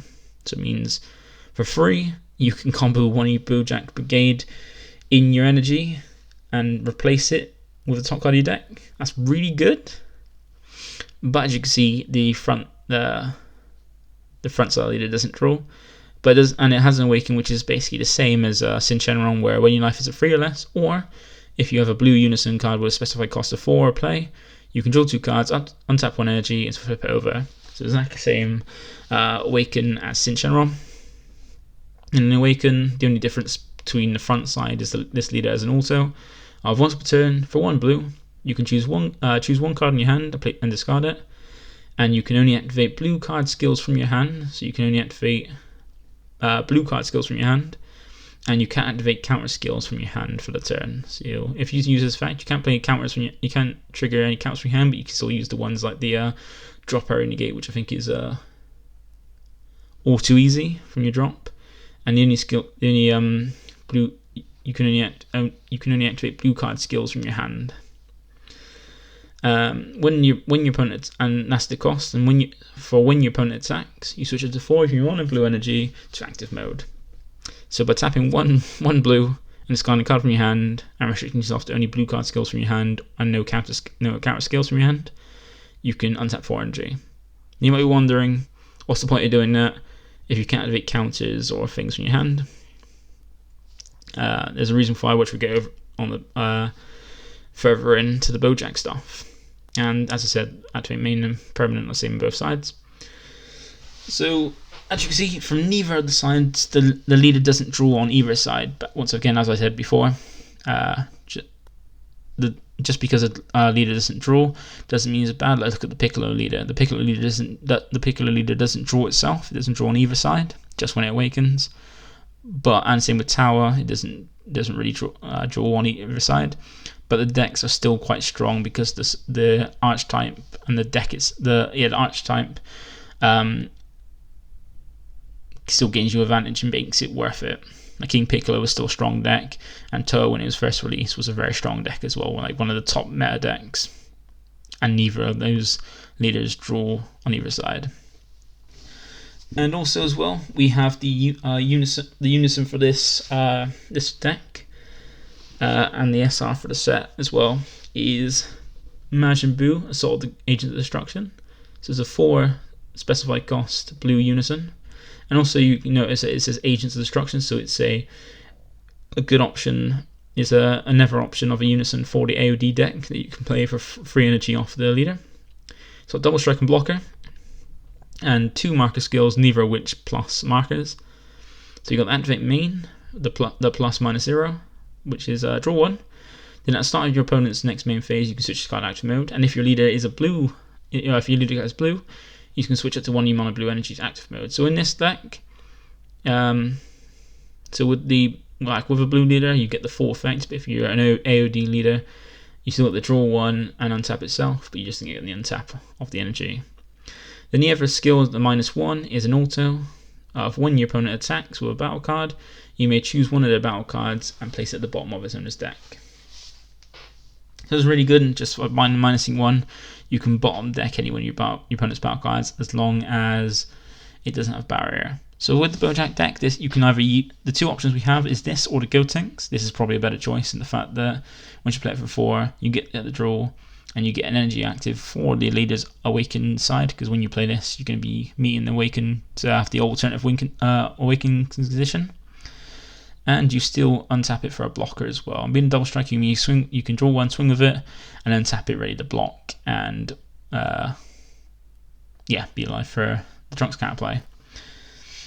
And also, this is a good option for AOD as well, because it gives you access to, there's never unison to have, and never a blue unison in AOD to give you access to the Trunks counterplays, because Trunks is one of the best counterplays, the free counterplays of it. It's between him and Frieza, but he's probably better in the fact that he just doesn't let the card be played unless he's got deflect. And it still gets you can still get the draw and AOD as well, and the untap, so you can give yourself a double striker attacker like Vegeta. Also draw cards, you can still gain advantage, and then untap it ready to block while still having 3 markers on it. And then have the auto as well to bottom deck your opponent, one of your opponent's battle cards as well. Now going to the spot, we got the combo the play. So there's 2 different lots of Bojack Brigade in this. There's the one of each of the Bojack Brigade characters that have that are a 5k 1 cost combo, and the ones that are 1 drops or super combo, which you get over to. Now these are all the 1 drop 5k of the Bojack Brigade that aren't Bojack, and they are the Evildoer Brigade. So Beto and Pujin both are unique, and they're all 3 costs with different power levels. With different levels of power. So with the Beto, the Evildoer, he's a unique critical with an auto of 1 for 1 energy. If your leader card is a Bojack Brigade card at the end of a battle in which this card is using the combo from your hand or energy, you may play this card from your drop area. So it's not too bad, because with the leader makes it so you don't have to. If you combo from hand, you don't pay the energy, you don't pay the combo cost. So it means technically with the leader, it's a 0 cost 5k. And then by paying 1, you can, after you combo it from your hand or energy, you can play it from your drop area to the field. It doesn't come in rest, it comes in active. And it's got never auto of it. If it's your opponent's turn, when this card is played, you switch up to 1 of your blue energy and switch to active mode, which means it's technically free to play, because, well, you still have energy out, but it's a pseudo free to play in the fact that you tap 1 to play it, then when you play it during your opponent's turn, you untap that energy you paid for it. And it has an activate main of once per turn for 1 energy. Choose up to 1 of your opponent's battle cards with energy cost of 3 or less, and place it at the bottom of his own stack. So you've got, once again, as we see, that Bandai are now letting blue have more bottom deck effects than bounce to hand effects, because they realise that bounce to hand is not good. It's not handy at all, apart from the Trunks counterplay, and that's only because it's free and it literally stops anything that's not deflect from hitting the board. Next we have Zanjia the Evildoer, which is probably the best one to have charged in energy. Yes, this is the best one, the charge in your energy when playing Bojack, because of its auto of when this card is using the combo from your battle area or energy, you draw 1 card. So this card's got a super combo essentially if you combo from your energy. And because the leader can always combo for free once per turn from the energy with this effect. And then we have Pujin the Evildoer. This is a unique blocker. Similar effect to the Beto, where also 1 energy if your leader card is a Bojack Brigade. At the end of a battle, when this card is combo from your hand or energy, you can play it from your drop area. Once again, it comes in active mode, not rest mode, because it doesn't specify. And then it's got another auto of when this card is played, choose up to 1 of your opponent's battle cards with energy cost greater than their energy, and it can't attack or be using a combo until the end of their next turn. So if you do it during your opponent's turn, you can choose something that's stronger than energy, and for that turn, your turn, and their next turn, they can attack with it or combo with it. So that's really good. And the last one we have is Gokua the Evildoer, which is a 20k free cost. It's got a similar auto to the other ones, but it requires a specified blue. So when it's comboed from your hand or energy, by paying 1 blue at the end of the battle, you can play it from your drop. And it's got an auto of when this card is played, choose it to 1 of your opponent's battle cards with energy cost of 1 or less, and play it at the bottom of its owner's deck. So bottom deck's a 1 drop, which isn't too bad. Not as 1 drop's not bad, but still bottom decks instead of bouncing, which is really good. Then we have the ever Bojack Brigade, the ever blue ones. These are all 1 drop apart from Zanjia, who is the super combo. So we have the Beat of the Crow, which is a 1 drop 4 cost. A 1 drop 4k which is a cantrip, because auto when this card's played, draw 1. There's an activate battle of once per turn for 1 energy. When this card gets 11,000 power and double strike until the start of your next main phase. Now this is going to be straight up Adversity Cube, because it's a cantrip that at least has an alternative effect, and it's just so turn 1, play it, draw a card. Then for every time it's on there, Activate battle. You can swing with it, tap 1 energy, and make it a 15k double striker until the start of your next turn, basically. And then we have Zanjia the Savage, which is a super combo for the deck. Once again, just like Gine, it's a 5 cost 0+5 combo card, and just like with Gine, it's got the effect of if your leader is blue and your life is at 4 or less. This card, when this card is using the combo from your hand, you draw a card and choose one of your other cards in your combo area and gain 6,000 power for the battle. 6,000 combo power for the battle. Yep, nothing more to say. It's just like Gine is okay, but it requires you to have. You still got the draw, but it requires you to have another card in your combo area to gain that maximum power of 11k. Then we have Pujin the Commando. This is a counter attack, so this is a battle card negate, where if you lead a card as a Bojack Brigade. So with this one, this is good because it doesn't specify color of the Bojack Brigade, just that your leader is a Bojack Brigade card. So this can still be used with the old Bojack's leader, which will to allow you to draw on your opponent's turn and gain that 5k, because you can negate with this. Play it, then the leader will trigger to draw your card and gain 5k because you played a Bojack Brigade. And it basically negates the attack and play this card. And if you activate this card's counter attack skill from your energy, you place it at the top card of your deck in your energy and rest mode. If you want to know how you can play it from your energy, it's got a permanent. You can activate this card's counter skill from your energy by paying its energy cost and choosing one card in your hand and discarding it. So you can play it.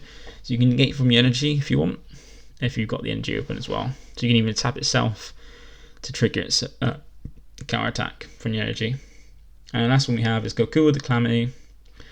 Also, when this card is played, look at up to 5 cards on the top of your deck, add up to 1 Bojack Brigade card with energy cost of 3 or less, or up to 1 blue unison with a specified cost of 4 among them to your hand and shuffle your deck. So this is a way to search. This is your top 5 search here for either Bojack's Brigade or the unison. And it's got a similar also to Beto, which is activate battle once per turn. For 1 energy, this card gains 11,000 power and critical for the duration until the start of your next turn. So it's the critical version of Beto, but also a searcher instead of a cantrip. So I reckon the Beto and the Goku are really good ones for it, because they can gain you their advantage. Beto just drawing and Goku is searching, and both of them have effects to help put you some pressure on your opponent. And the good thing is they activate battle, so you can swing if they negate. You don't have to worry about penny energy, and they gain until your next turn, so they become 15k during your opponent's turn. Then we have the Bojack cards from this set as well. So there's 2 Bojack cards that aren't the leader. So we got the first one, which is the combo the play card, being Bojack the Evildoer. He's a dual attack, auto for 1 blue and 1 colorless. At the end of a battle in which this card was using the combo from your energy, or from your hand or energy, you can play it from your hand. So it's a 2 cost. So it's almost Warcry level of cost to play. But it does have a auto. When this card is played, choose up to 1 of your opponent's battle cards, place it at the bottom of his deck. So this is almost like a Warcry for blue Bojack, but instead of being 10k power, it's 5k power. Costs the same amount of energy, but 1 specified blue instead of just 2 the combo. And instead of resting so you can draw a card, you bottom deck any one of your opponent's battle cards as long as there's a barrier. That's not too bad. I reckon that's pretty decent, because we know how good Warcry was, or Warcry still is, and this is almost like a blue version for Bojack. And then we have the boss monster, like the Gohan for the Gohan deck. We have this boss monster for Bojack. So we got Bojack on a Rampage, which is 8 cost. Yeah, 8 cost, 30k, 1 cost, 10k. Double strike and dual attack. So EX evolve for any 5 energy to draw 2, and you draw 2 cards on a Bojack with energy cost of 3 or 4. It doesn't specify colour, so you could have any Bojack that's 3 or 4, even the multicolour ones, or even the green one. It's not like the green ones, the yellow ones. It has an auto which requires 1 blue energy and 3 of any other colour, so 4 energy for this auto. Where at the end of a battle in which this card is using a combo from your hand or energy, you draw 1 card. Then choose up to 1 of your opponent's battle cards and place it at the bottom of his owner's deck. Then play this card from your drop area in rest mode. So this is a combo to play boss monster, and this is the reason why the Bojack's Awakened side untaps 4, because then you can combo with this from your hand or energy because you ignore the combo cost. So if you can trigger the auto, this can essentially be a super combo because the free 10 is it's at least a free 10k, which is quite nice with the Bojack deck. If you can get the 4 energy and then trigger the leader's effect to untap 4, you then can tap the 4 to play this, get the draw and bottom deck Sank and play some rest mode. But it also has a never auto of once per turn if this card is in rest mode. So either when you play it, if you play it using the first auto, or if it's already been there after attacking and it's left in rest mode. When your opponent attacks with a battle card, you can switch up to one of your blue energy to active mode, and switch up to one of your opponent's energy to rest mode. So that's really strong in the fact that you untap one of yours and tap down one of your opponents. And that's kind of normally what yellow wants to do with the untap, and it's a mono blue card. But it's a pretty decent finisher. And with how stally blue can be, this can easily get to. The only one thing you have to worry about Bojack is the advantage, because it doesn't draw, but then the cards can support it. I haven't tested it yet, but because as I said, I'm more interested in the old Bojack stuff with some of this new stuff. But it could be quite a decent blue deck. Like we saw how good Blue Baby was. The Blue Baby was pretty decent, and this could be like another blue deck similar to Blue Baby. Then we have some of the blue support. So this is the older deck support in blue. So these are similar to the King Piccolo 1-drop we saw from blue. So both 1-drop blockers, both 4K. The Trunks is one that works is like support for the Vegeta deck because of is also if your leader card is a blue Vegeta card. When this card is KO'd by your opponent's attack, activate this skill. At the start of your next main phase, if you don't have a Unison card in play, you may pay 1 blue. If you do, choose up to 1 Gokua Vegeta power in your hand and play it for the marker on it. So that means turn 1 you can play this for the Gogeta, for the Vegeta, sorry. Then on the turn 1 the attack with the leader or for anything, trigger the blocker on this, it dies, you trigger this effect, and then you do your turn, you draw your charge, or you charge your draw, whichever way it is, and then you activate you resolve the skill, tap a blue, and then you can play a Gogeta Super Power from your hand with a marker on it. And also this also triggers the Awaken, because if it KOs, it triggers the leader's Awaken to flip it, draw 2 and flip over. Or untap. Yeah, the draw 2 and Awaken. And we have the Son Goku Hellish Throwdown. So this is the equivalent for the Piccolo deck. Because it's a blocker with an auto for 1 blue if your leader card and energy are all mono blue. Similar to how the Piccolo deck functions. You can choose 1 card in your hand and discard it. At the start of your next main phase, play up to 1 Frieza and Cell, a match made in hell from your deck with 2 markers on it in rest mode to shuffle your deck. So unlike the other 2, which just give a 1 marker onto the Unison, this Goku allows you to play the Unison from your deck with 2 markers on in rest mode. So the only difference is, well, it gets 2 markers and straight from the deck, so it's a lot better than having to have it in your hand. But it's played in rest mode so it can't attack, but then it don't work because you just been given a Unison using some from your deck with 2 markers on it. That's pretty good, but still the Piccolo deck isn't that great. Then we have the Ever Blue support, the last of the blue support being these ones. So we got Galactic Buster, which is a 0 cost extra card. Now as soon as I see 0 cost extra card on the blue, I immediately think Flute. And this card is strong, but not Flute level strong, but it's still pretty strong.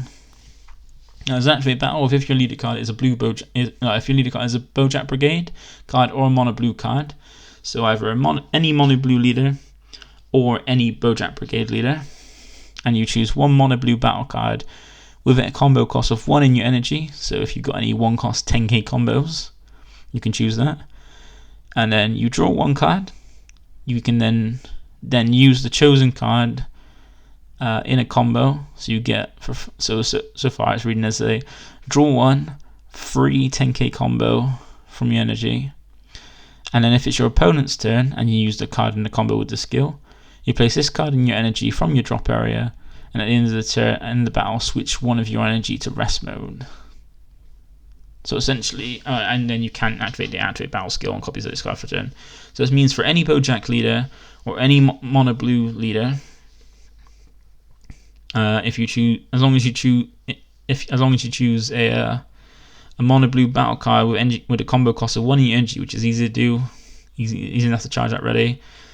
You draw a card to replace it, so a free draw, a free 10k combo, and then you replace the card you combo with your energy with this card and then rest itself. Because you have to rest an energy, and you're always going to have this energy open to rest it. That's a bit busted, but then it's SI. But it is almost on the level, like probably the power level of Flute, being just like really strong, like really good advantage, but not as strong as Flute for obvious reasons.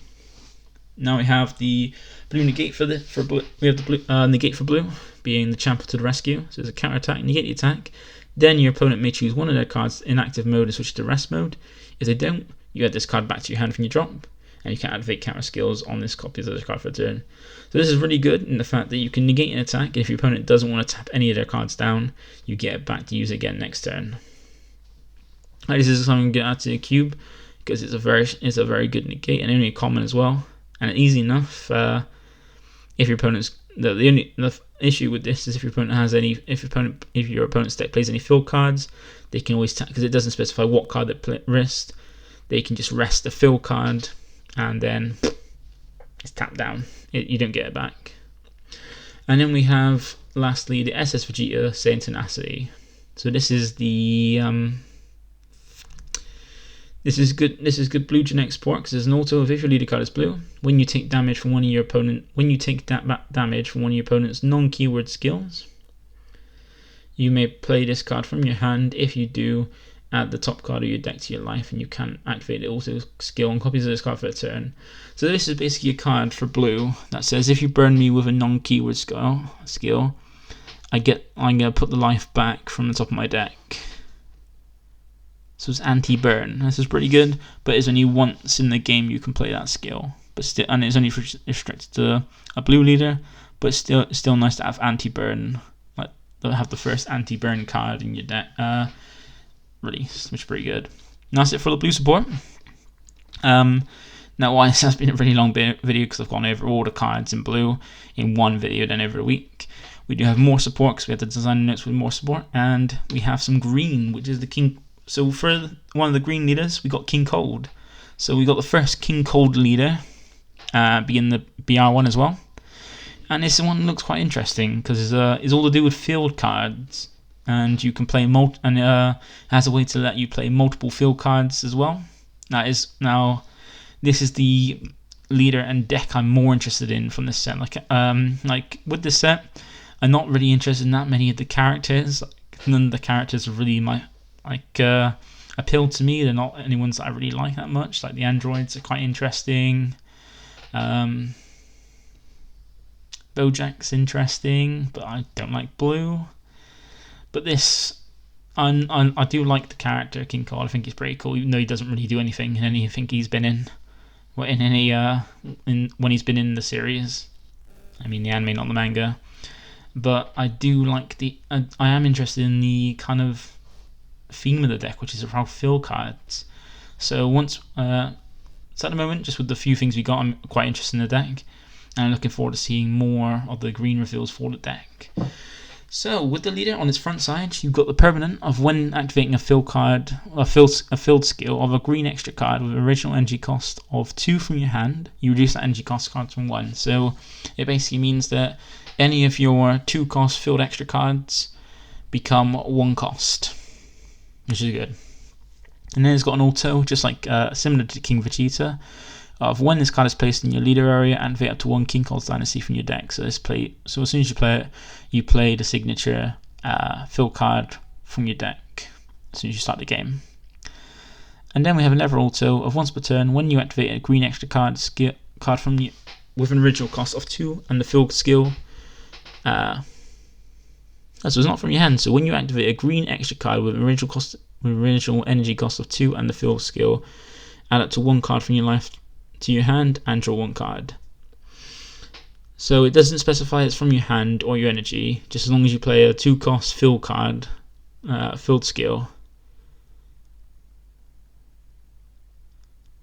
and it allows you to gives you draw power without having to attack, and gives you some form of self-awakening as well. That's really strong. That's really good. And it's got an awaken, so it's got the aggro awaken of when your life is 4 or less. You may switch up the 2 of your energy active mode and flip this card over. So that's nice to get 2 on tap, because it gives you more energy to use for your effect, which isn't something you get much in green leaders, but I like it. And on the awaken side, it's got the same permanent, so nothing more to go over. It's got a similar auto to the front side as well. Once per turn, when you activate a green extra card with an original energy cost of 2 and the field skill, draw a card. So you don't take any more life, but you do on both sides get a draw from activating field cards. So that means on the awakened turn is a draw 2, untap 2 if you're playing the field card. So you can play a field card, well actually technically a draw 3 untap 2, because you play the first field card, take a life, draw a card, then flip 2 energy open, flip over, play another field card, which is always 1 cost, and get another draw. And then it's got an activate battle of once per turn, choose 1 green extra card with energy cost of 2 and the field skill in your battle area and place it in its drop area. This card gets 10,000 power for the battle. So you get a free 10k by sacking off a 2-cost field card from your battle area. So that's really interesting. But now you might be thinking you can only have 1 at a time, and if you play one with the lead, then you can't play anymore. But luckily, the field card the leader does play bypasses that, because it's a 6-cost barrier field. So it's got barrier. So it's the second field card that have barrier, and it's the one played from your leader's also straight up on the board. So 2 permanents of first one being if your leader card is a green king called BR. It's going to be because you play it for free from the leader. You can place any number of mono green extra cards with the field skill in your battle area, and your mono green extra cards with energy cost of original cost of 2 and the field skill don't cause any of your ever extra cards with the field skill to be placed in their drop area. So that's basically a long way of saying you can now play more than one. You can play as many 2-cost field card, original energy cost of 2 field cards to your battle area, and none of their skills, and get rid of this or any of the field cards. So the field skill is nullified by this card. The nearer permanent is you can't activate extra cards with the field skill that are copies of extra cards with the field skill in your battle area. Basically, a long-winded way of saying you can't play a field card from your hand. You can't play a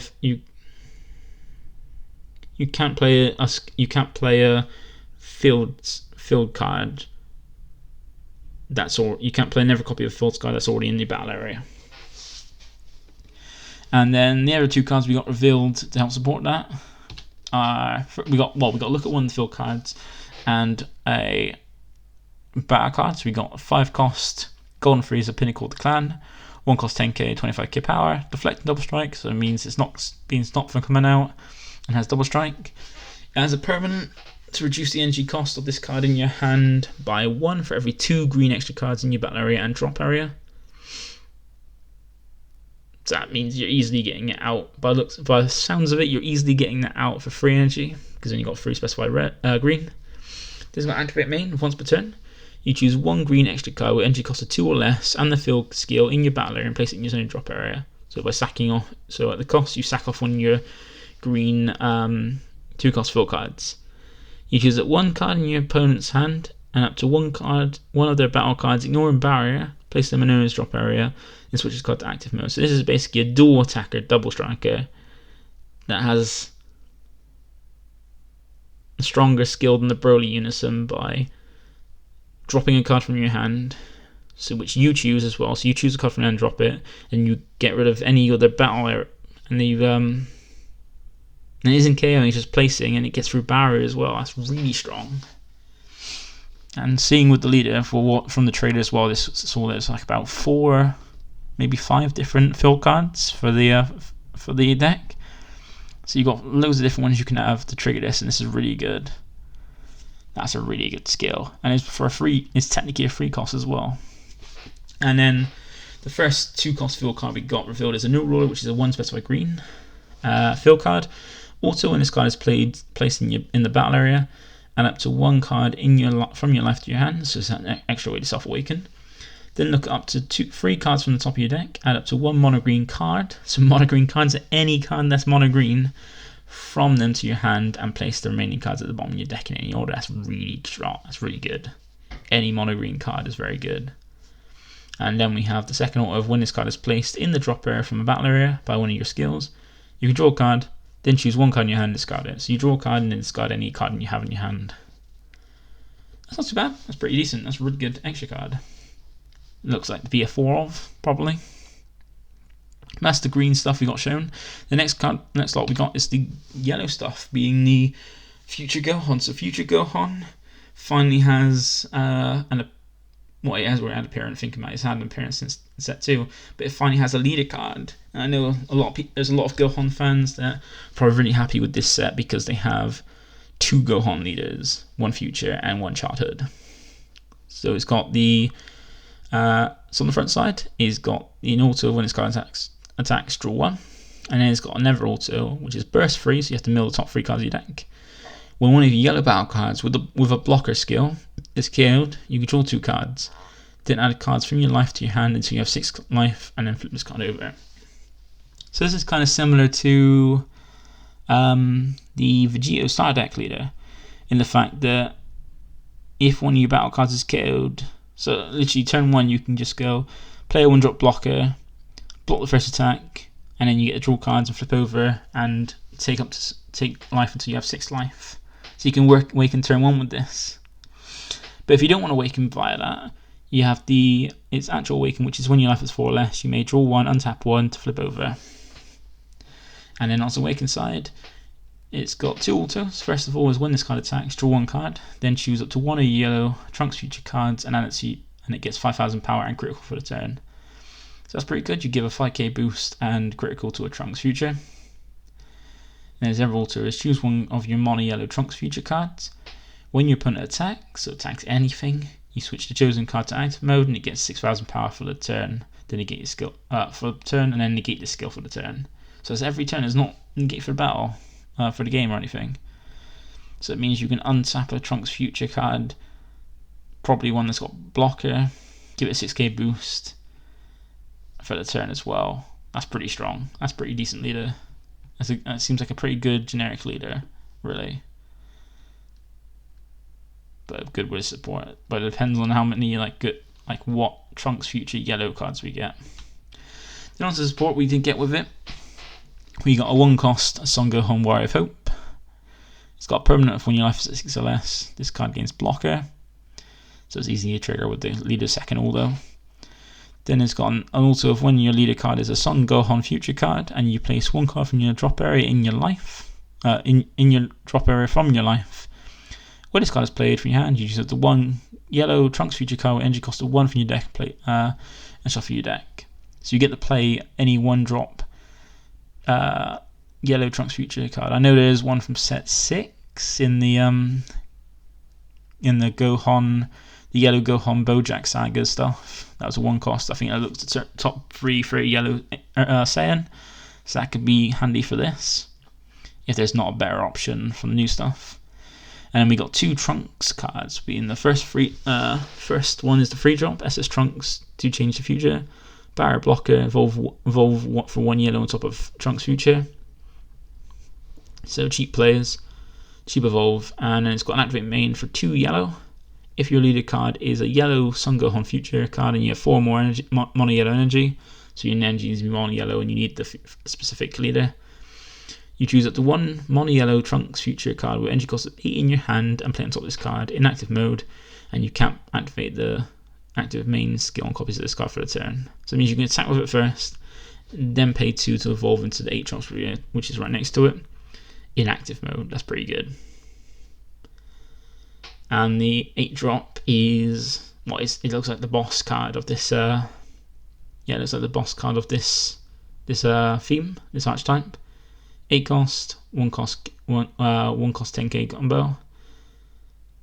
30k power, double strike barrier, dual attack blocker, and evolve skill. So if you don't want to use it off the activate main, you've got another evolve skill for 4 energy, being 2 yellow and 2 of any colour on top of any Trunks feature. Doesn't specify what colour. So you can even have this with blue stuff as well if you want to, mix into yellow blue. He's got activate main of once per turn. If this card is in rest mode, you can choose up to one of your opponent's battle cards in rest mode and up to one of their energy in rest mode, and the chosen cards can't be switched to item mode until the end of your opponent's next turn. That's pretty strong. It means you can just keep tap down one of the energy and battle cards every turn, and being barrier means it's hard to interact with this card. That's very strong. So if you don't kill him with the 2 double strike 30k swings, you can keep 2 of their cards tapped down every turn. That's pretty good. I like it. It's pretty nice. Be interesting to see the rest of the support, to see just how good it is, really.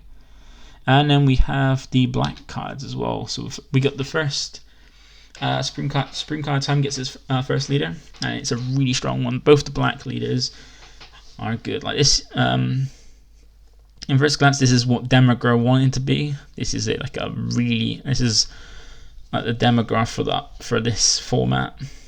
Like if Demagra was printed in this, if the Demagra leader was printed how it wanted to be back when it's printed was printed now, this is how it would be. So with the front side, Supreme Card Time, auto burst free when its card attacks, draw 1. So that's good bursting free, meaning you setting up your drop for overarm, because this is going to be an overarm leader.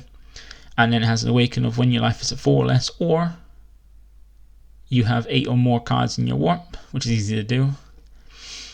You may draw 2 cards, add cards from your life to your hand, so you have 6 life left, and then flip this card over. So it's pretty easy to do. You either get down to 4 life, or you have 8 more cards in your warp, but it's easy enough to get cards in your warp. With black, we know with Toa, we know how easy it was to deal with that. And also there's the super combo. There's the Supreme Kai super combo from set 4, I think it is.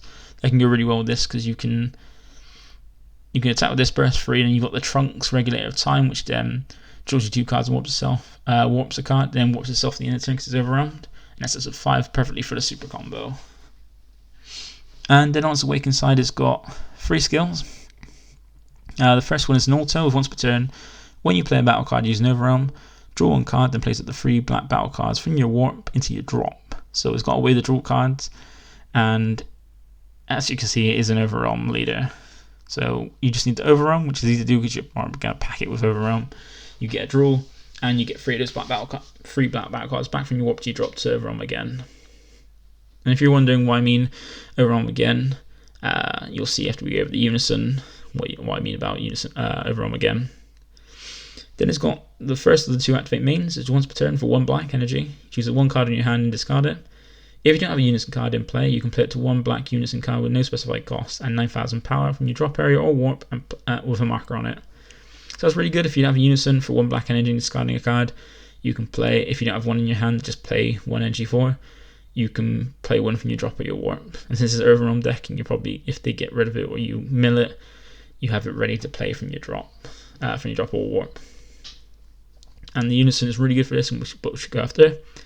Then we have the ever activate main of once per turn. You can place 1 card from your life in your drop area, place up to 2 black battle cards from your warp to your drop area, and then battle cards you play using overwhelm aren't sent to your warp at the end of the turn.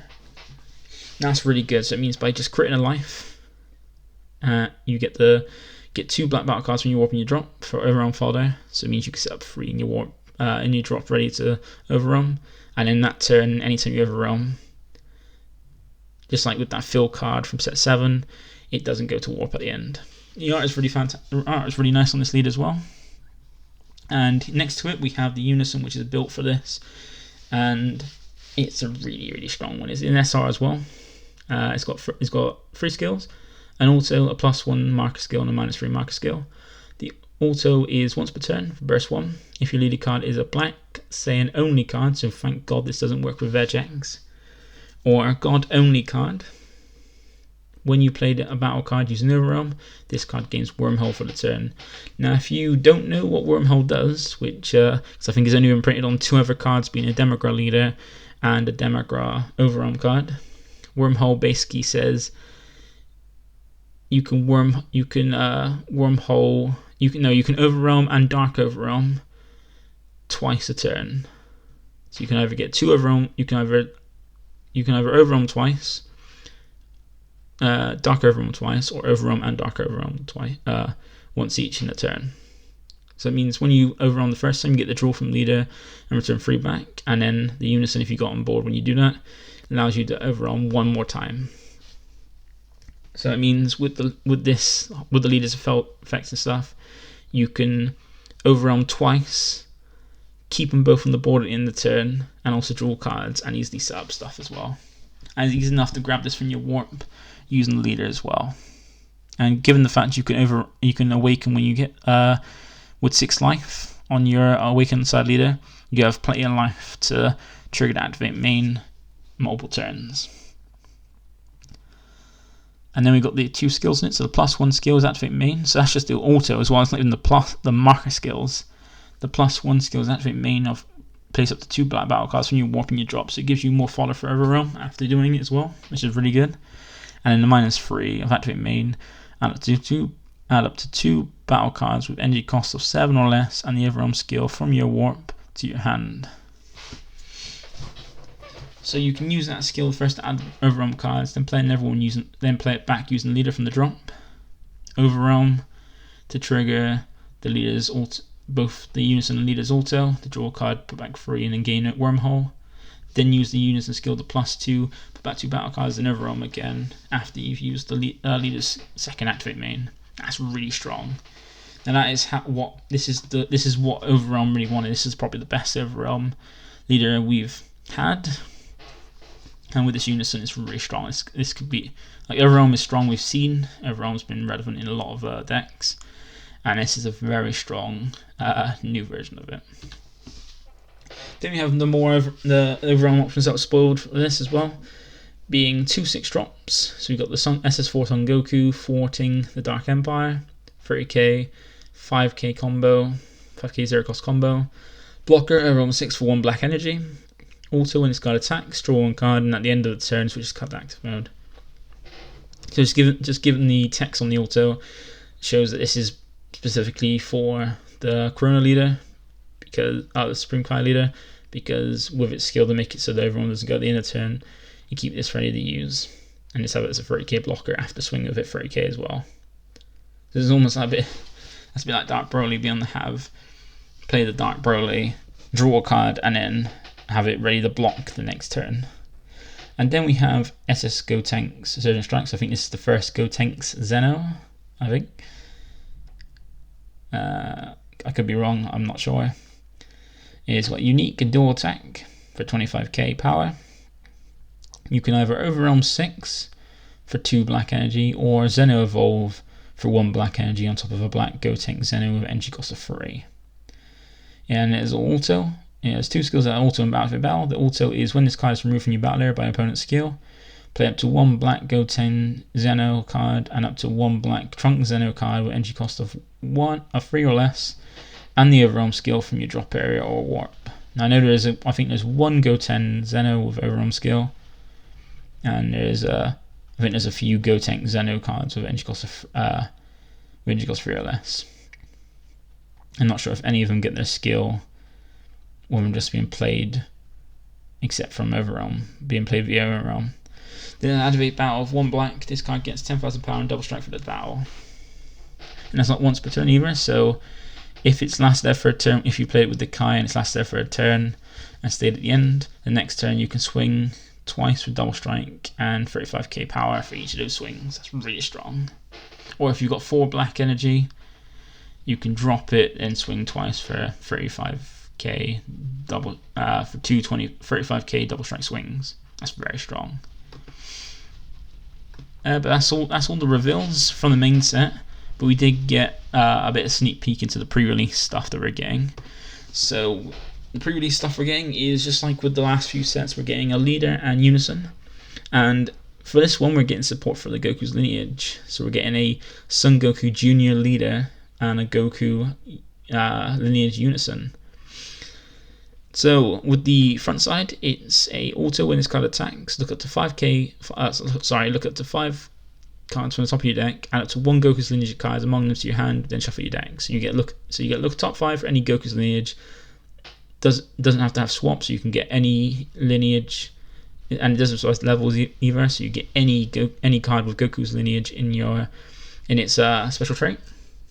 Which mainly you want to get the ones that can't be searched from the 0 cost extra card. I can't remember what it's called, like Scram Insult and stuff, or the Pan from the Evolution Battle. Then it's got an activate main of once per turn. Place 1 card from your life in your drop area. Choose it to 1 Goku's lineage card with energy cost of 2 or less in your hand and play it. So you can free play a Scram Insult by creating a life, which is very strong. Which means like with this deck, you can technically skip the 1-drop Gohan to play the Scrambling Assault. And this does also mean that turn 1 you can you can charge energy, swing with leader, look at the top 5, grab a Scrambling Assault, then use the effect after that to crit a life to play the Scrambling Assault, swing, look at top 3, grab a card, put the other 2 to the bottom, and then tap 1 energy to play the SS free Super Rare Goku from Evolution Battle to bounce back to hand and take a life from hand if you want to. That's really good. You get 3 attacks from that, while also netting 2 cards, 3 cards actually, a card from each of them. And then it's got an Awaken of your life at 4 or less. You can draw 1, untap 1, then flip it over. And then on the Awaken side, it's got it gains critical if you got 2 Goku's lineage cards on the board. So you need 2 other Goku's lineages in your battle area to give it critical. When it attacks, you draw a card and it gains 5k power for the turn. So when it swings, it draws your card and it's 20k swing. And it's got activate main, which people have been getting excited about and getting all up in arms about, which is activate main of once per turn for 3 yellow. If you have 4 more energy, so you need 4 energy to pull this off, and you choose 1 card from your hand, add up to 1 Goku's lineage card with energy cost of 3 or less in your drop area, and place them both at the top of your deck in any order. You choose up to 1 Goku's lineage card with energy cost of 8 in your hand and play it. So the targets for this would be the Height of Mastery and the Goku Jr. Secret Rare. Now, while the Goku's lineage Secret Rare is an option, it's still a bad card. No matter what, it's always going to be a bad card. It's going to always be a bad secret, probably the worst secret in the game. And the Height of Mastery isn't that much of an issue because it doesn't get its effect to tap down for energy because it's not played by swap. So at best you're either getting a really bad secret rare, which really in my opinion there's better secret rares to use for this, or you're getting I think it's a 35k dual attack, dual or triple attack double striker. I think it's a dual attack double striker for 35k. That's it for energy, which is not too bad. But it's the tap 3 down that makes High Mastery deck good. You can always, if you're on 4 life, you can just tap 4 out to swap it because it's easy enough to do that with the deck. And then with the Unison's a good one. It's a Son Goku. It's a 1 specified cost Unison Son Goku Legend Warrior, 5k power with 2 autos and 1 marker skill. The first auto is when this card is played. Look at the top. Look up to 3 cards on top of your deck. Add up to 1 Goku's lineage card among them to your hand and place the remaining cards at the bottom of your deck in any order. Also, once per turn, when one of your Goku's lineage battle cards activates a swap skill, add a marker to this card. So you can gain. It does have a way to gain markers by using swap. And then a -3, where you choose up to 1 Goku's lineage card with energy cost of 5 or less in your hand and play it. So that's a good way, an easy, not that difficult way, very cheap way to cheat out a 5 cost Goku's lineage from your hand, and it doesn't have to have swap or anything.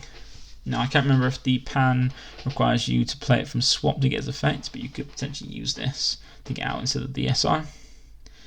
And also to note, there is a way with these cards to drop Victory Strike turn 2, but it requires it requires almost perfect hand, and even after you drop it, you haven't, like, if you do it after you go first, when your opponent has only 1 energy and has only had 1 turn, you could potentially win by that, but you don't really have many cards left after doing that to combo or to make it higher.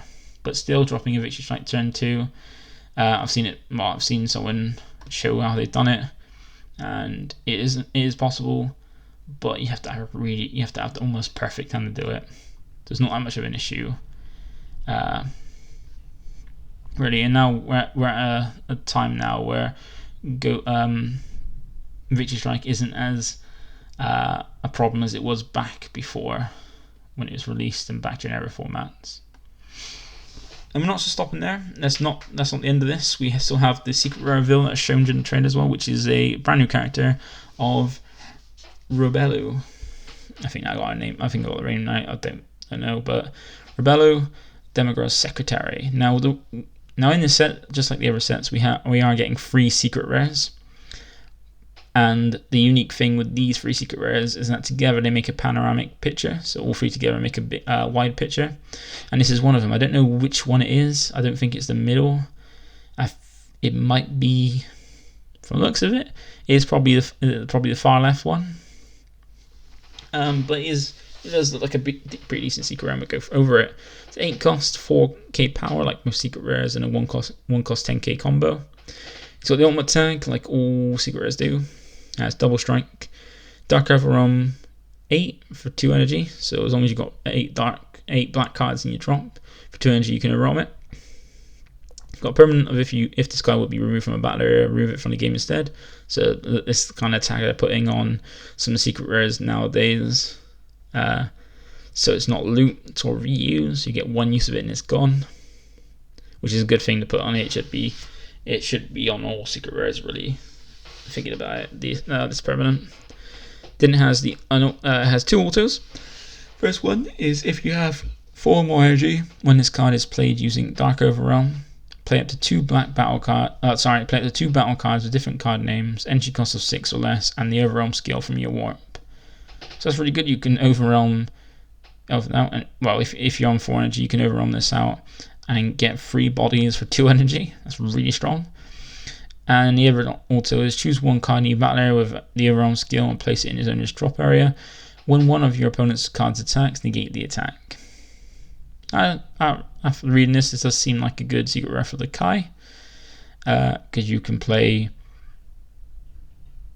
Your Dark Overwhelm is going to stay anyway. So, but you can keep some Dark Overwhelm cards. You can keep Overwhelm cards on the field, ready to use that second auto skill.